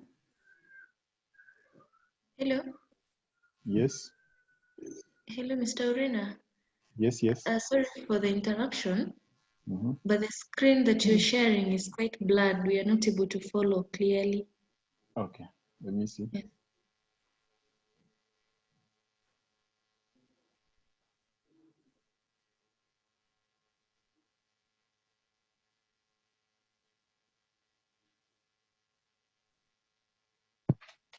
So I don't know whether it is my network which is low.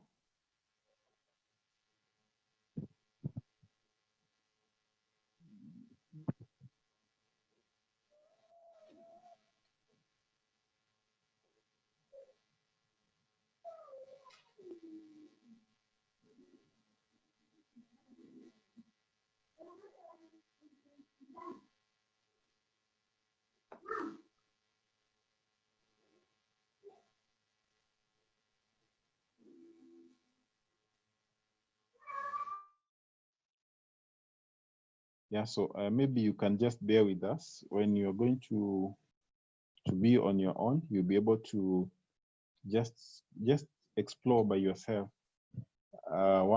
Because now you are aware of the availability of the various tools.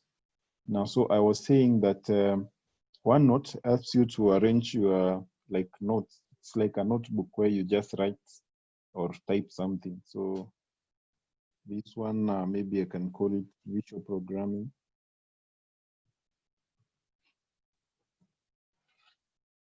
Okay.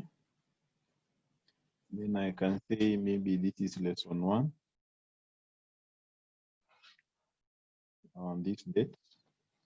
Then now, if I was teaching maybe I was teaching something, I just maybe pick a pen.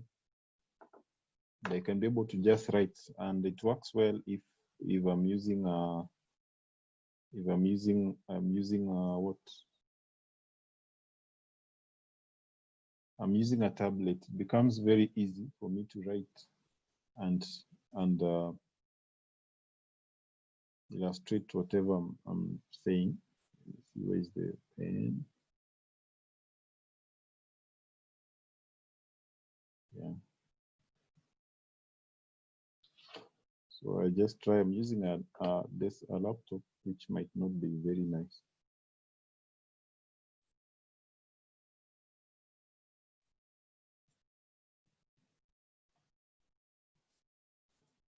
So I can be able to write if I was using a tablet.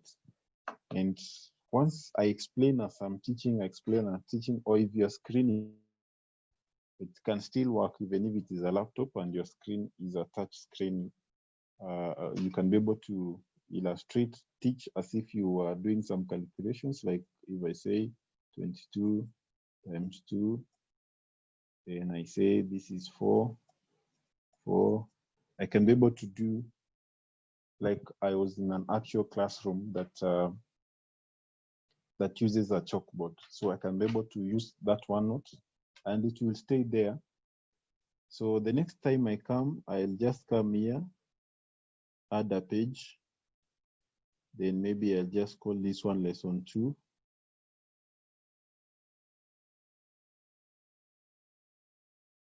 Disable drawing.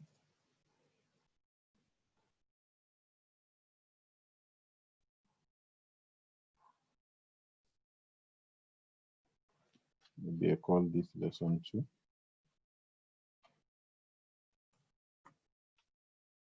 Then I can go back. Then I say we are running about the structures. So this one I'm using a mouse. That's why it is not very nice. Then I can be able to do my explanations here. Once I finish that lesson, that one will stay there. So I'll be teaching like that every day. And it also has even math options here. And as I've told you that you're going to explore, don't fear exploring. With exploration, that's when you become a better and better presenter every day. Yes, so go back to my team. I see whether now my notebook is appearing.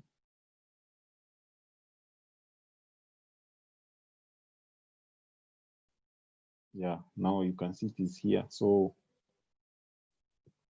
it is in my Teams and I can open it anytime and from wherever. And I want to refer whatever I said when I was teaching, I'll be able to just open it.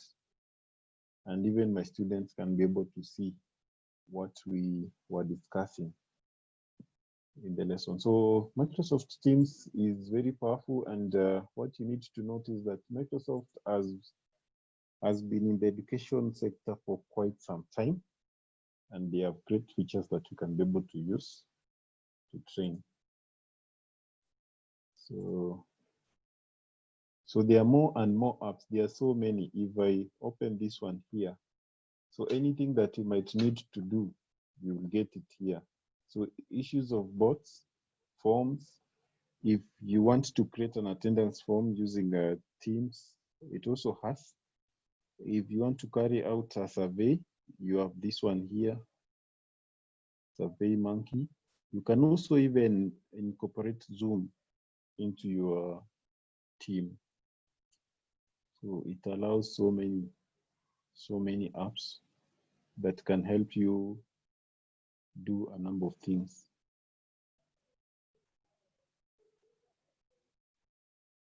Okay, so I want to end it there for today. I can see you are not seeing so much, maybe because of the network speed.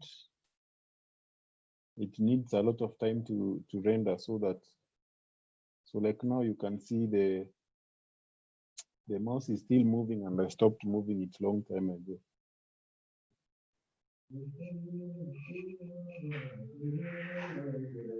Yeah, so I want to end it there for today, and maybe you can get some 5 minutes break, and once we come back, we allow Anne to give us work to do in the afternoon. In the afternoon, you can be able to just you can call us. Maybe you're doing some configuration, you can be able to call us and we can assist you where you're stuck. And so that now tomorrow we'll be able to see your presentations. We would like to see you at least having a team, and you teach us for 10 minutes. We assume you are your students for 10 minutes, and we'll be able to guide you.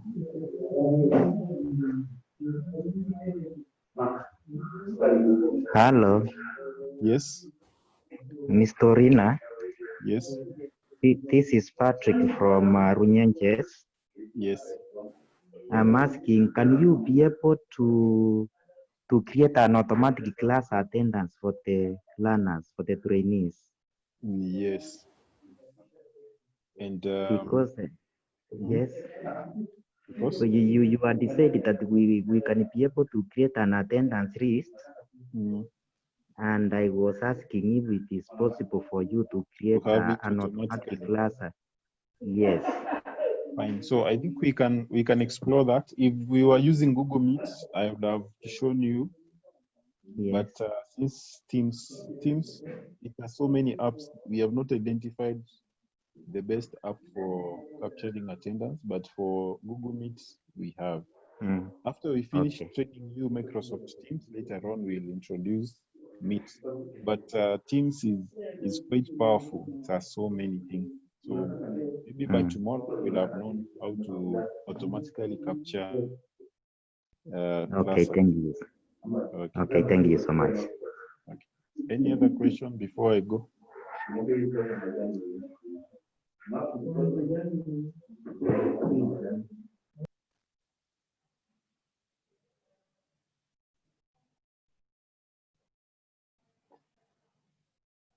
There's no question. So the ICT experts in this group, we expect that. Excuse me.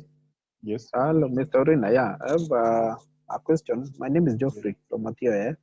Yes. Concerning the students.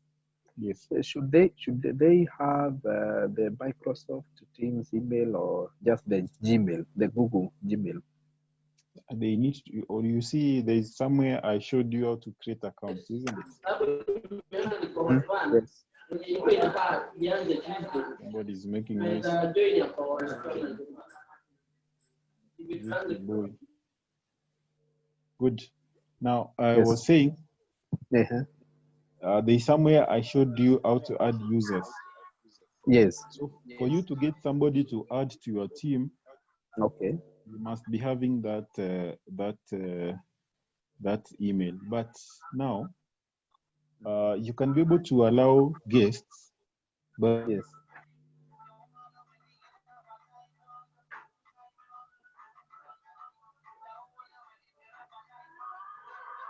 to do assignments, then they may not be able to do quizzes. So for you to be able to control them and enable them to use the various apps that you have there, you must be able to add them and even assign them a license for students. Okay, maybe the last one. Yes. Is it a must that we download the Teams application, the Windows application in our machines, or we can access it online? Like you have seen, I used the browser all through. Okay. I have not used the Teams app. Okay. Yeah. Okay, thank you so much. Any other question?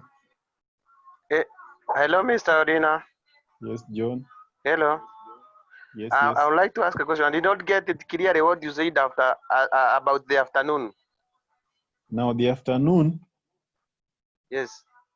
Once Anne speaks to you in the next lesson, maybe a very short lesson, we are going to give you work to do in the afternoon, and we are not going to meet online. Yeah. So we expect you to work on your assignment, and we'll be available for calls. Okay. Yeah.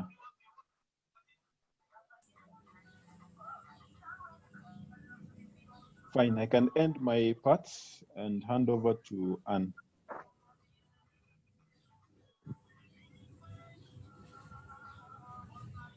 Anne, are you in? Yes, I'm in, Mr. Olina. Okay.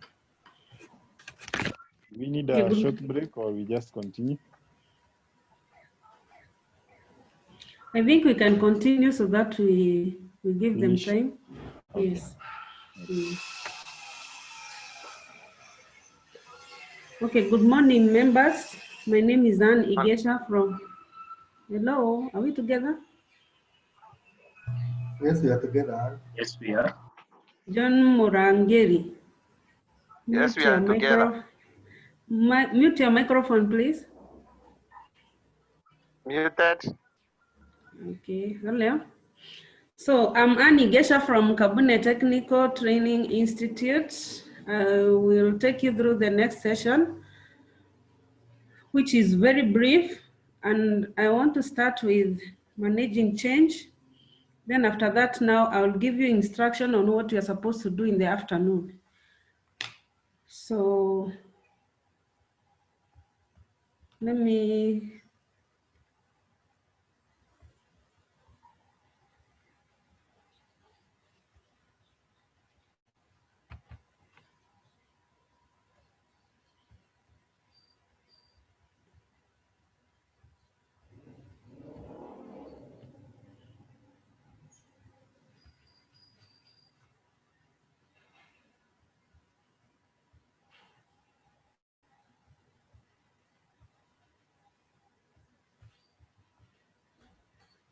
are you able to see my presentation?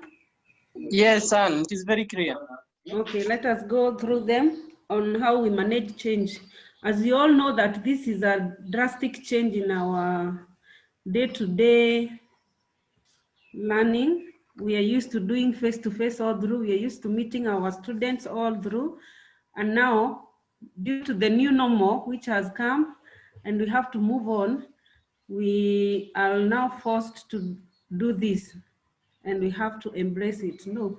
So how do we manage this stage? As the champions in our institutions, we are supposed to make sure that we bring this change. We are the ones who are going to champion the ODeL in our institutions. So we will have to help our readers to make this change happen. So we are going to help them in changing. So to start my presentation, I want to give you three quotes for you to think about. There is what we call change is disturbing when it is done to us, exciting when it is done by us. Then we have, that is one quote by Elizabeth Moss from Harvard Business School. We have another one. The rate at which our world is changing is increasing, but our ability to keep up with it is not. This one is very evident now that the world is changing very fast. Then we have the secret of change is to focus all of your thoughts, energy, not on fighting the old, but on building the new. So now we have the new and the new normal with us, and we have to make sure that it is followed, or we manage it. So we ask ourselves, what do you think about these quotes, the three quotes? 5 minutes, somebody to share. What do you think about the quotes? The rate at which our world is changing and is increasing, but our ability to keep up with this change is not. Are we together, members? Yes. Yeah. Okay, the change is disturbing when it is done to us, exciting when it is done by us. Is this change disturbing you now that it is being done to you? Anyone who want to talk to me? Yes, it could be disturbing. Yeah. Hello. Hello, I'm hearing. Yeah, it could be disturbing because we've been used to the direct contact with the student. Hello? Yes, I'm hearing. Also, maybe the next one, to maintain. To maintain, it could also be a bit tricky. But if we embrace it, it will excel if we do it. Yes. And now we are the ones to bring this change. You are the first people to get this as the champions of our institutes. That's why we are saying it will excel when we do it, done by us.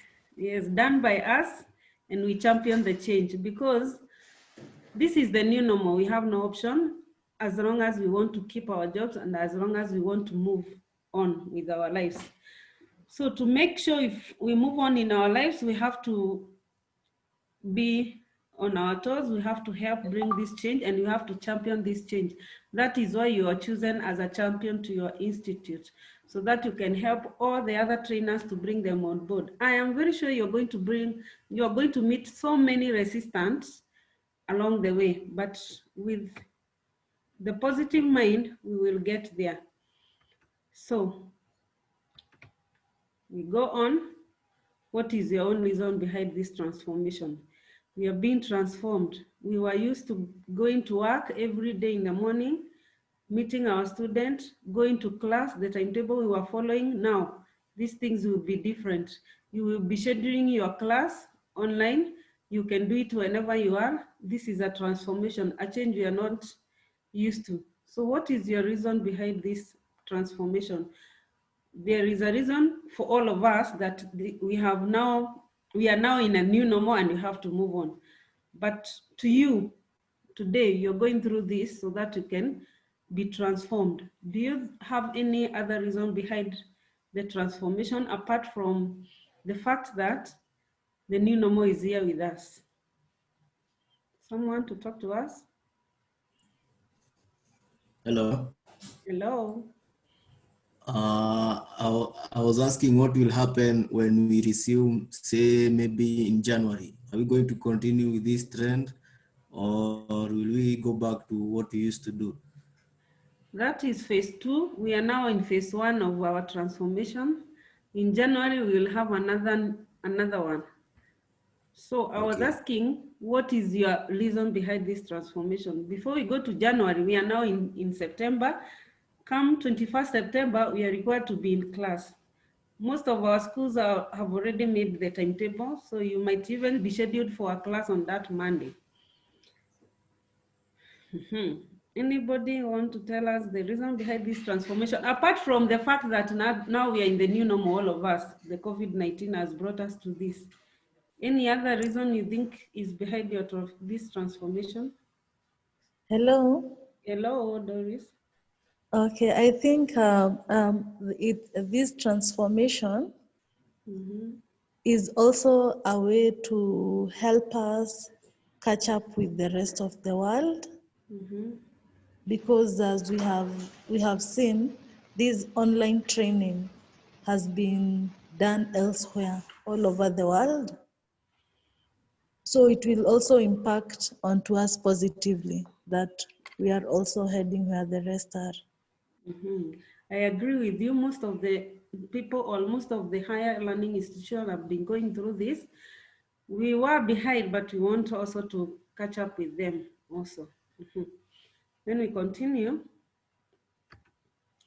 We look at the degree at the resistance. I said, when we go back to our institution, we are going to face some resistance to change. And as the change champions, remember you are the change champions in your institution, you will meet this resistance. So we look at the frequency of occurrence. In any change, like now the one we're facing, we usually have what we call the early acceptors, the people who accept that this is the change. That percentage will be about 5% to 10%. So if your institution is 200 employees, you can be sure that about 5% to 10% are the ones who are going to accept early, that now ODeL is here and we have to go ODeL way. So they are going to accept. But the large number, the 80% to 90% of them, they will be not aligned. They are going to be, we are not sure, are we going to go this way for the ODeL, or are we going to go this other way? Then we have those ones with strong resistors, the people who are going to resist completely. And I am sure when I'm saying that, you are able to see them in your institution. The people who are already analog, they don't want to hear anything about ODeL. They don't want to hear that they are going to teach online or they are going to do anything. They are there. 5% to 10% they will be there. So you will know how to deal with them. So as we go to face this change, we will be able to cope up with it. Then we look at the 7 strategies of overcoming resistance to change. I have a small video here. I want us to go through this presentation.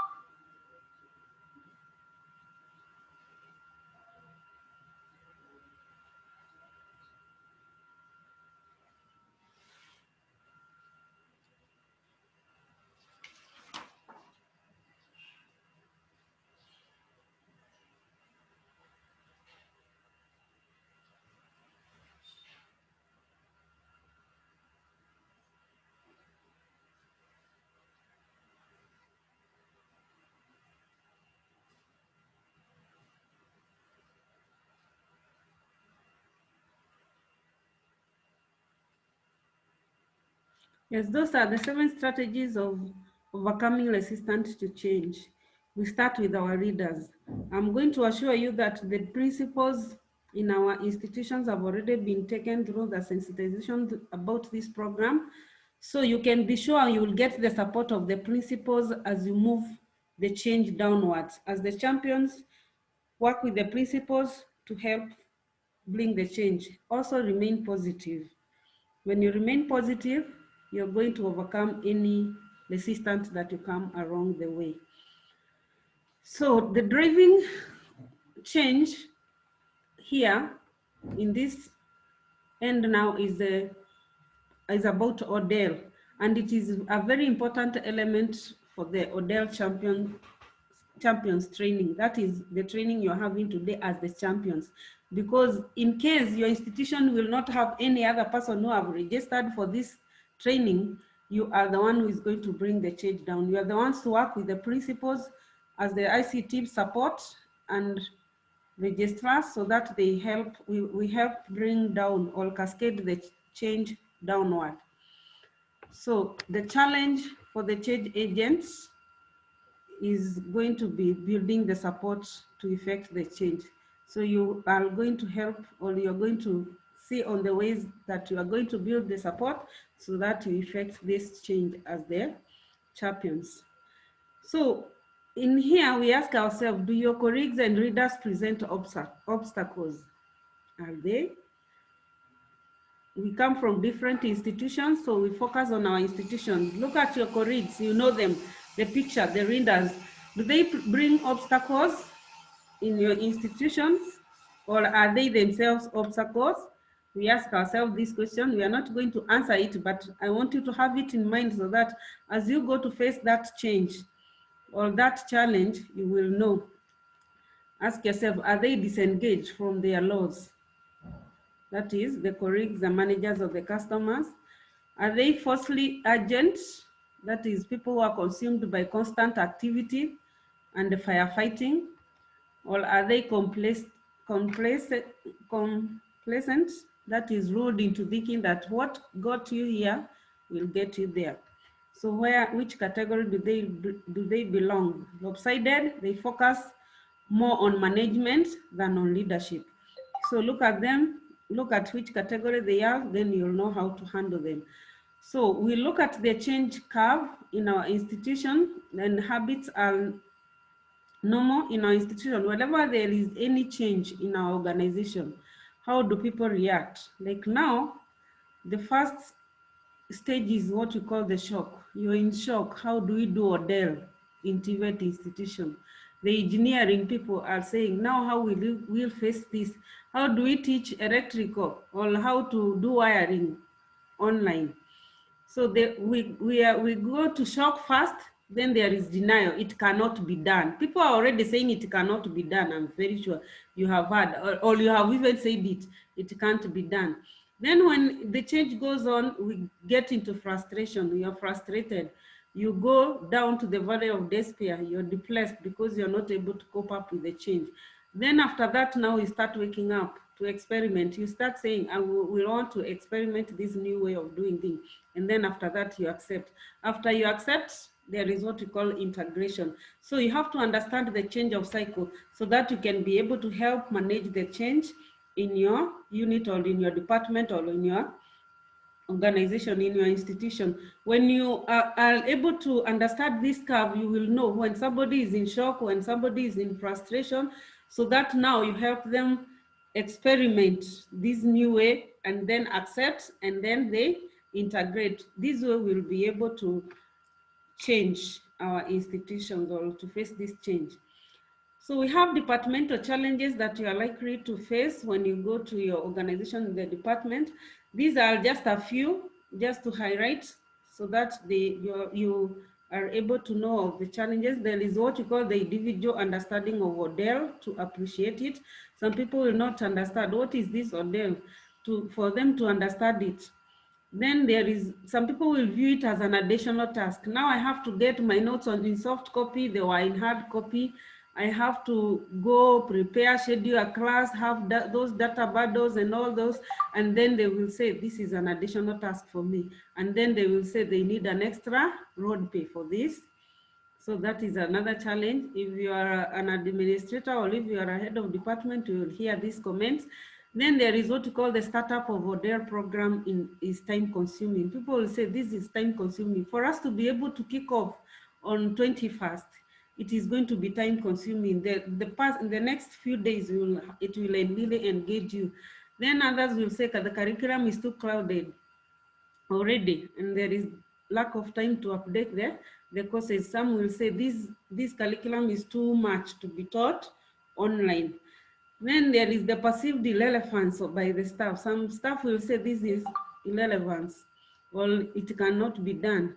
Then the lack of relevant devices for the staff. Some staff and students will not have the laptops, the smartphones and all that. So they will say, mimi yangu ni kababe. So kama ni kababe, I can't teach online. So I have to I will teach when my students come back. So be ready for such comments. Then, unless initial training or follow-up assistance is provided for the trainer, there is tendency that teach as we were taught. Then the trainers will quickly slip back. So as the change champions in our institution, we have to be very strong, or we have to help them so that they get the training. Those people will not be able to get it online when we train them. They will not understand an aspect, and you understood an aspect, you help them so that they are able to get on board, and then they can be able to embrace this change and not say that we will teach as we were taught. That is the traditional teacher. Then everyone want his or her own idea in the curriculum. Everybody wants my own idea to be there in the curriculum. And then you'll get what you call the resistant to change and the data bundles. People will say, I don't have bundles. If the bundles come late, I have not received the bundles now, and I'm supposed to have a class tomorrow, I will not teach until you give me the data bundles. You have to again champion this and let them know how to go about it. And this will be different from institution to institution. So we will not say that we will be given because we don't know about your institution, but you have to prepare them depending on the uniqueness of our institutions. Then we have institutional challenges that you may come across, lack of institutional drive and commitment, but we are hoping these institutional challenges will not come because our principals are committed to this. So in case you come across this, you'll know how to handle this. So resources must be committed for the future, involving all the stakeholders. Make sure that you involve all the stakeholders who will be part of this drive. Then other strategies of the institution will be maybe getting the requirement from the trainers to train. If there is any requirement that they need, make sure that you provide them. Institutional or executive awareness for the support of the orientation, you make them aware. So when you go back to your institution, you'll make as the ICT support, some of our principals may not know what we will require, like the ones who are saying they don't have a domain. They will require a domain. There are others who don't have a server. They will require a server. So as one of the person who is championing this change, you will go and brief your principal this is what need to be done, and then you can be able to move forward so that we don't face any institutional challenge. Lack of interest or awareness of the learners, this one will be handled at the level, and then the need to move faster than the ordinary speed. So that by 21st, we are able to get to class. So we were supposed to have a discussion, but this one, since it is peculiar to your institution, you can discuss amongst yourselves as the ones who are in the same institution, so that you're able to get them. So how do we read this change as the change champions? To be able to get into this change, I want to take you through the 8 steps of reading the change. 1, you can read the change by increasing the urgency. Make sure that the urgency is seen. Build the guiding team. Then get the vision light. Communicate for buy-in. Empowering action. Create short-term wins. Then do not let up. And the 8th one is make change stick. We go through this one by one so that you're able to understand. And by increasing the urgency, you need to identify and discuss these cases. Now, we are supposed to teach online by 21st. So you are not going to sit down until 21st, then we wake up and tell them we are supposed to start teaching today online. So you have to, when you go back, to create the urgency of this so that when you increase the urgency, the sense of urgency, you are able now to bring in this change so that you work with our reader. Build a guiding team. So in your institution, you can assemble a group with enough power to read. Like now we are training you as champions. Sorry for the noise. So as the champions, you are going to help guide in your institution, attract the key change to readers so that you are able to bring this change. You work as a team. Those people who will be trained to be able to make sure that everybody in your institution is on board. Then get the vision light. Create a vision to help direct this change. Why are we going ODeL? Let people understand, have a vision that we are going ODeL because of, then develop a strategy of achieving this vision. We want to achieve this vision. This is the first phase. Because we are going to learn on 21st, how do we do it? That is why we are going through the video conferencing, because this is the only thing we can be able to adapt fast before we go to Moodle. Before we go to putting the notes online for the students to do, we have to make them learn this term. So with this, we are calling it a startup. For the startup, we can use the video conferencing. So you create that vision so that you are able to get it. Then enlist a volunteer army. Build an alignment and engagement through stories. You can be able to get this, get every vehicle of possible communication. You can be able to communicate, keep communication simple and heartfelt, then teach new behaviors by examples and of the guiding coalition. Then 5, empowering action. That is, you remove any obstacle to the change. Any obstacle you think you'll find along the way, try to remove it. Then change system or the structures that will work against the vision. You change them. If you think this system or this structure is going to block this vision, you try to remove that. Then create short-term wins. This is a short-term goal. This time we have to learn. So for us to learn, we have to go through this video conferencing. We have to use them to teach. So you can create those short-term wins so that you are able to achieve it. Plan for and achieve visible performance improvement. Then recognize and achieve this visible. Then do not let up. Plan for and create feasible performance improvement. And then you recognize and reward personnel involved in the improvement. If there is any improvement, you can also reinforce the behavior shown that led to this improvement in your organization. And lastly, make the change stick. We are not only going to be teaching through this video conferencing for this term. Come January or any other, we are going to breed them. Even if our students come back, we make sure that we breed, especially those people who teach theory throughout. You don't have to be in class all through. So you can make this change stick, articulate the connection between the new behavior and the corporate success, so that now we move on with the changes in this world. Then to summarize my presentation, I had an exercise. This exercise will be done offline. You can do it offline with your colleague, if you have a colleague there. It will help you make this change. It can help you institute this change in your institution. So as champions in your institution, you can get the answers for your institution so that it helps you move on. So how do we play this game? Start the exercise with a large whiteboard or a flip chart. You can create 4 columns and label them left to right. That is the project, the purpose, particulars, and people. Then have your group of participants fill each. Now the group of participants is you and your colleague, because I'm very sure there are 2 of you or 3 of you in this group. Then you list the project, the upcoming change, and the upcoming change here is the ODeL. Then why are you going ODeL? The purpose. Ask the benefit of the change. How is it going to bring your institution? Will it increase your revenue? Will it make the processes more efficient? Then particulars, you can list down the details of what you will need for this change. Depending on the institution, some of the institutions are way ahead of the others. Others are at the initial stage. So what will you need? This will help you to make the change come true.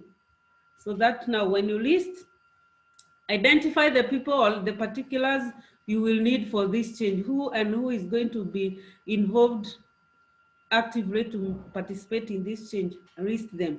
Then from there, with that, you will be able to institute this change. You will be able to use those people, get those particulars to make the project go on. And that's the end of my presentation. Any question?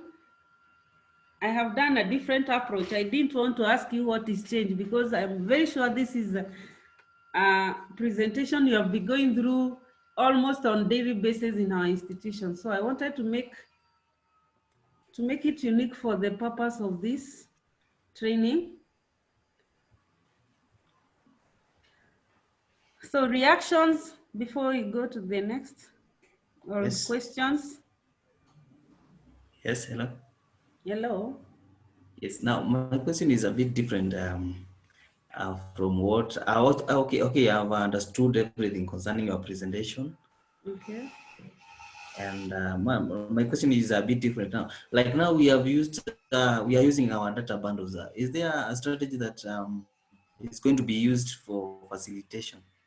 Yes, the registration. Make sure that you register in the registration form, which is an hapo kwa chat, so that you will be facilitated. Your principals are supposed to give you the data bundles, and they said they will refer after the training when they are sure that you attended the training. I don't know whether it is all the principals, it is an agreement of all the principals. Yeah, it is a directive from the ministry. Okay. It is a directive from the ministry. So I can only see that 8 people, and we have been up to 61 online. So if your name will miss in the form, it means that you did not attend the training. Thank you. Hello. Hello, okay. I can't view the form on my The side. form is still available. You can still register now. On the chat? Yes, on the chat.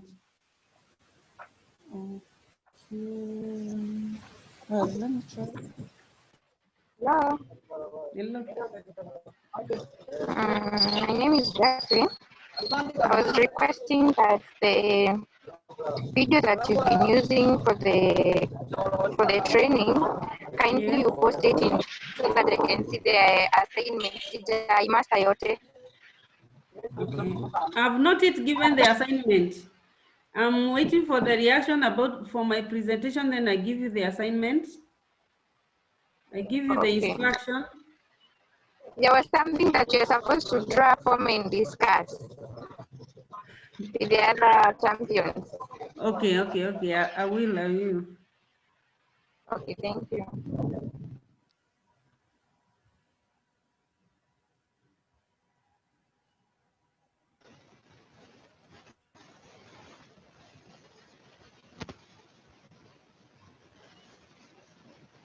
Any other reaction before we go on?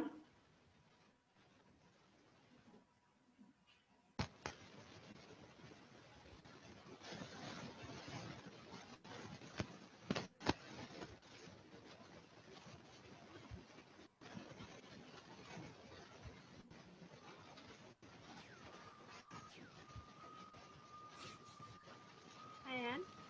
Hi. Yeah, I'm Monica from the Lenyanyega Technical. Okay. Yeah, I've heard you say that this program, of course, will launch it by 21st of September. Yes. So I'm just wondering, yeah, this part of the challenge, but I'm just wondering, is this practical for us to be able to launch it by 21st of September? Yes, we think it is practical if we are all positive, because the trainings will be going on from today until 18th. So members will be trained from your institution. Then on 21st, you'll be back to your institution for planning. Furthermore, you are required to cascade whatever you have learned today to the other members of your staff so that everybody is in the know. Please cascade whatever you have learned today.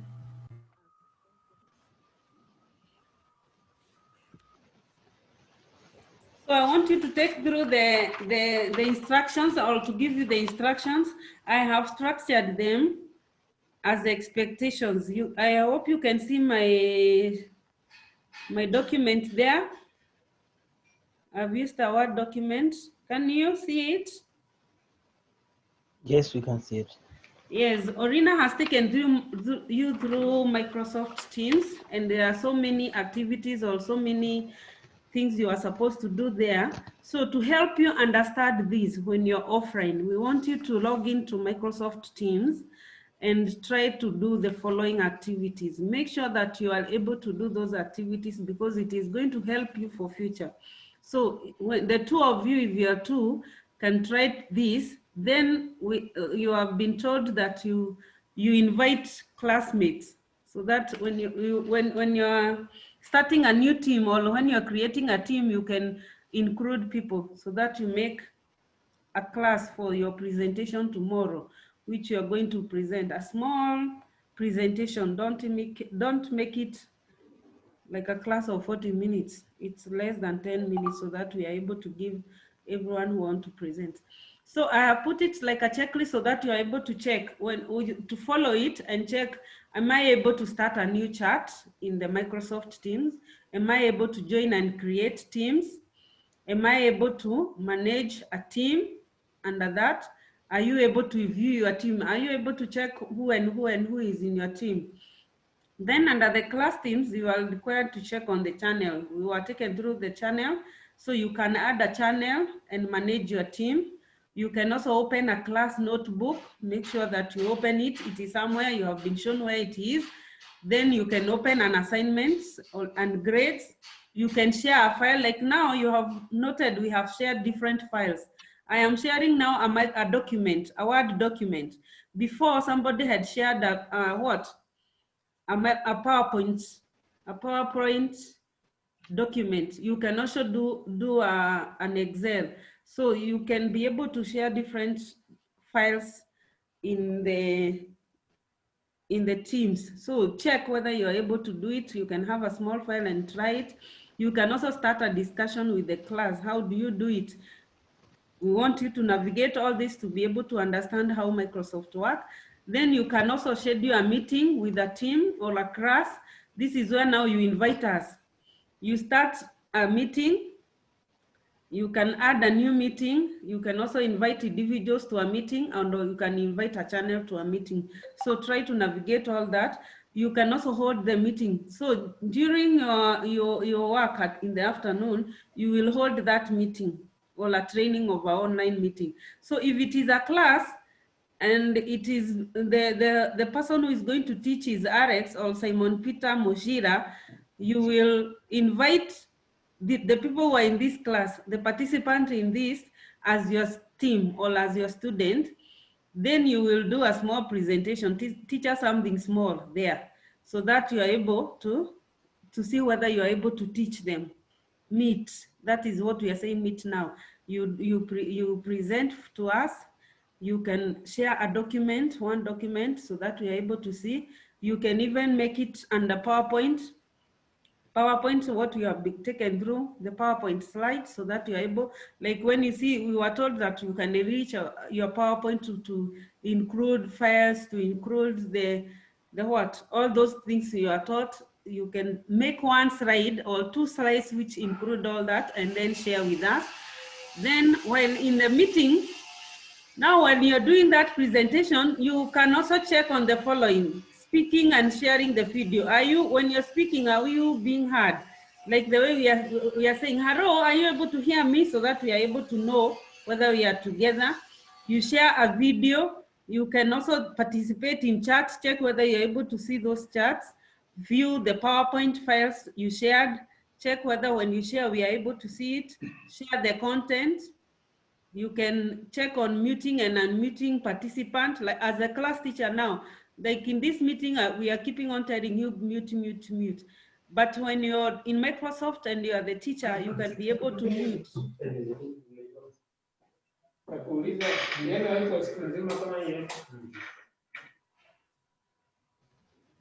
You can be able to mute or unmute your participant, and you can also be able to admit from the robe. Check whether you're able to admit from the robe. Change the role of other participant, like we have the role of attendee and the role of the, you check whether you're able to to change those laws. Are you able to start, to stop recording when you're online, or when you are now on the meeting? You check all those. Then you can also check whether you're able to join Microsoft Teams meeting. So those who will be joining, those who will not be the host will be joining. Are you able to join in? So, and are you able to keep changing the laws of this meeting? You joining as an attendee, you can also join in as a presenter and all those. And also you check on the staff notes. So this checklist is to help you understand more. So briefly, it is the assignment you have been given to prepare a small presentation on Microsoft Teams, like you are preparing a class, but not for more than 10 minutes. Then you try all these things, navigate all these things to see whether you are able to do them. When you are able to do this, then you are sure that you can be able to teach a class using Microsoft Teams. Tuko pamoja? Ndio.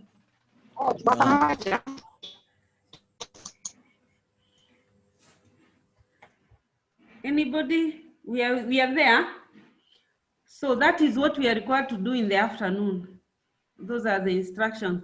And when you're able to understand Microsoft well, then you can be able to work on Google Teams. You remember we are talking of Google Teams.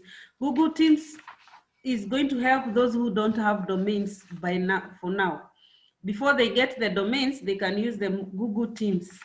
Well, yes, the Google Teams, so that they are able to get to get on board. I want to share also a checklist, though we have not gone through this. Initially, Google Meet have all those we have gone through in the Microsoft team. So those who will want to navigate maybe during your free time can also check whether they are able to do the following. I will share this. You can also check whether you are able to schedule, invite a training through Google Meet. You can be able to admit immediately, or in the future, you can also be able to check whether you are able to do that, to present a lesson content, either in PPT, in PowerPoint, either in videos, either in Excel or in document or in any other form. You can also check whether you're able to do class management, muting, and all that. But this is for later, not the assignment, but this is for later. For now, we went through Teams. We wanted to exhaust Teams well, because this is what most of the institutions will launch. When you do it on the domain, it is cheap and you can be able to admit many students. So this is going to help you for future, and for those who don't have the domain for now, then the Teams is for the assignment in the afternoon. You are given the login, or the what? An email. You received an email in your email to help you log in. So you can check on that. So I'm open for any clarification before I hand it to the chair.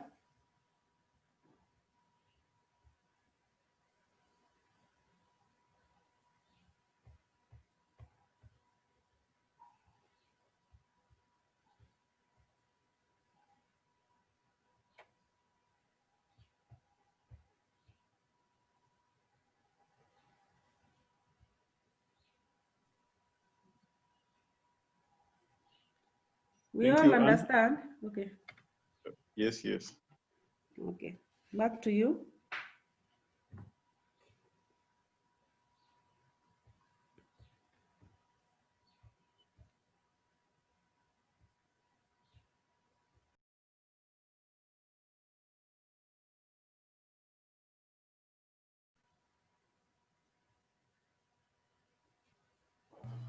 Orina, are you there? Orina?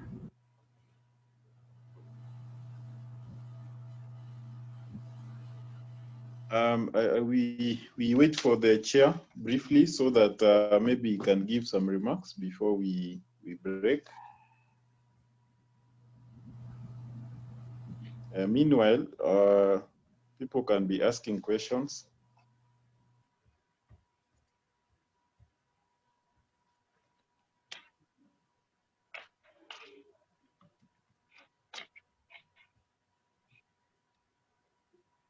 Any question or challenge?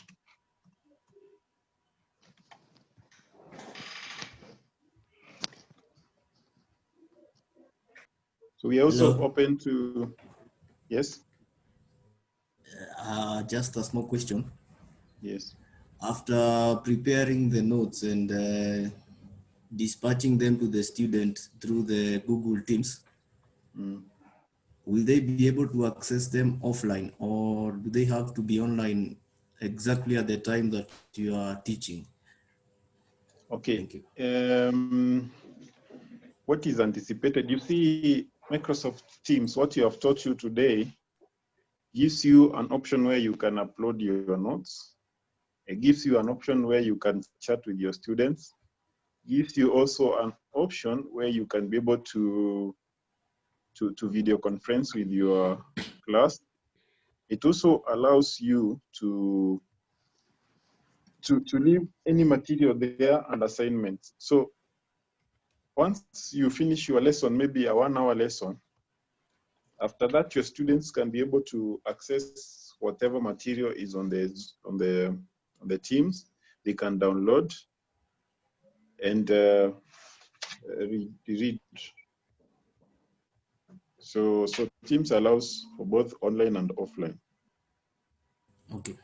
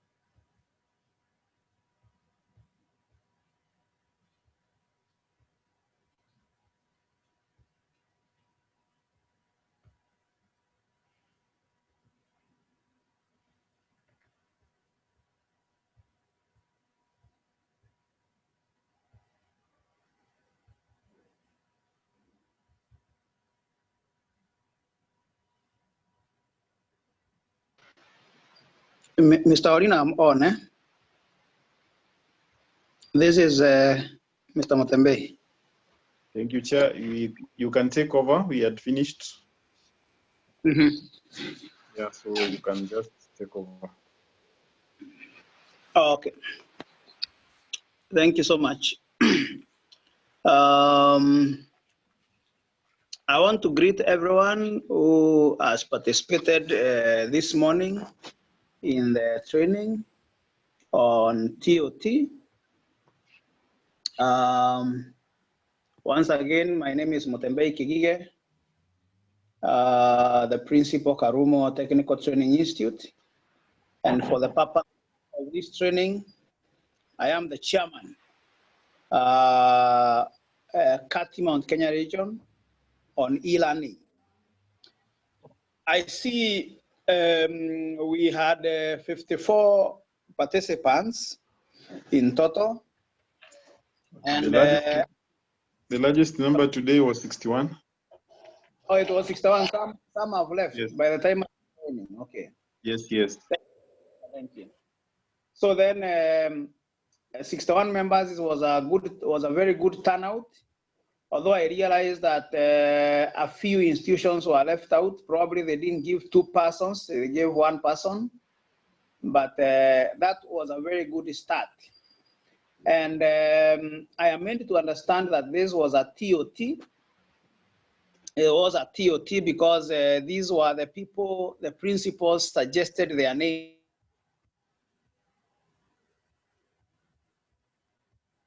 The registrars from the different institutions. I want also to thank Bonaurina and the team very much. They are in the steering committee at the national platform, and they have been given the full mandate to execute this process. And I am glad because Orina, this process has started. I have been in conversation with so many principals who are so worried that the process has not kicked off, and yet they want to hasten in the process of implementation in e-learning. And therefore, I want to thank you so much for starting this process. And now I can assure the principals that all their trainers are going to be taken in, and they are going to be trained on the areas that you have already discussed. Then let me also apologize because I was not able to start off with you. But I did promise Orina that he could start the process, and then later as we close the day, we would be together. This is for the purpose of quality assurance and for reporting. I will be able to receive a report later so that I can push it to the principals so that they can take note of what has been discussed today.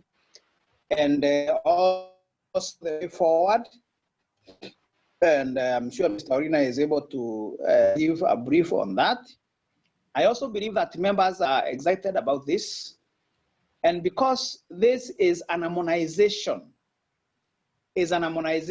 of the process for both Mount Kenya and nationally, and realizing that what we discussed in our meeting earlier, when we had our meeting, was very fruitful, because when I looked at what was discussed in the national platform in the process of this implementation, I realized that Mr. Orina and the steering committee from this region had a huge input in what would be the process of implementation. And I want to thank them for taking the lead. And therefore, all the members are not being taken through a new process, because this is something we had discussed in our meeting. So we are just taking it on for purposes of implementation. And thank you so much. So then I want to wish you all the best as TOTs. Ensure that what you have discussed today is being implemented in your institutions. Do not wait until the training is over for you to begin the implementation process, because we are on a crash program. So if you have discussed issues of admissions, issues of orientations, issues of teaching and learning, please come to the ground in your institution and begin implementing them immediately. As I have just alluded, the principals are very anxious to see that this process is completed. So then I think mine was just to take note that this has started, and it has started well. And I will be able to get a report later, and therefore let the process continue. And it has my blessing, it has the blessing of the region, it has the blessing of the principals, and we have confidence in what is happening and the people who are carrying on with this process. And thank you so much, everyone. God bless you. Asanteni sana. Bwana Orina. Thank you, Chair. After this, we have given all the participants assignments to do in the afternoon. And we are going to review their lesson presentations tomorrow. And then we'll be able to discuss any other issues that may arise. And that will be the end of the training for cohort 1. Then we expect to have the next training start on Monday. And then also we give them 2 days until we complete. So we expect the Monday class maybe to be a little larger so that we can be able to cover everybody. Thank you. Okay. Maybe we need to invite. Have people registered? Yes, we have around 500 and something registered. Okay. Okay. So maybe now we can invite Anne to pray for us and we close the session. Okay.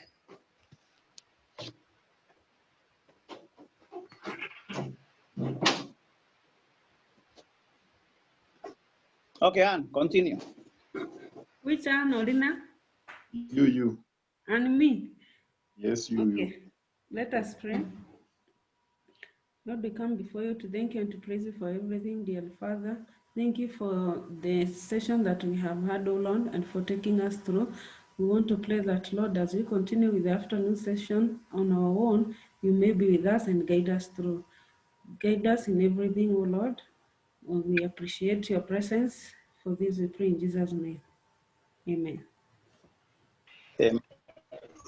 Amen. So those who have kindly registered, you can see we are about 47 out of 61. So if you have not submitted your details, kindly submit.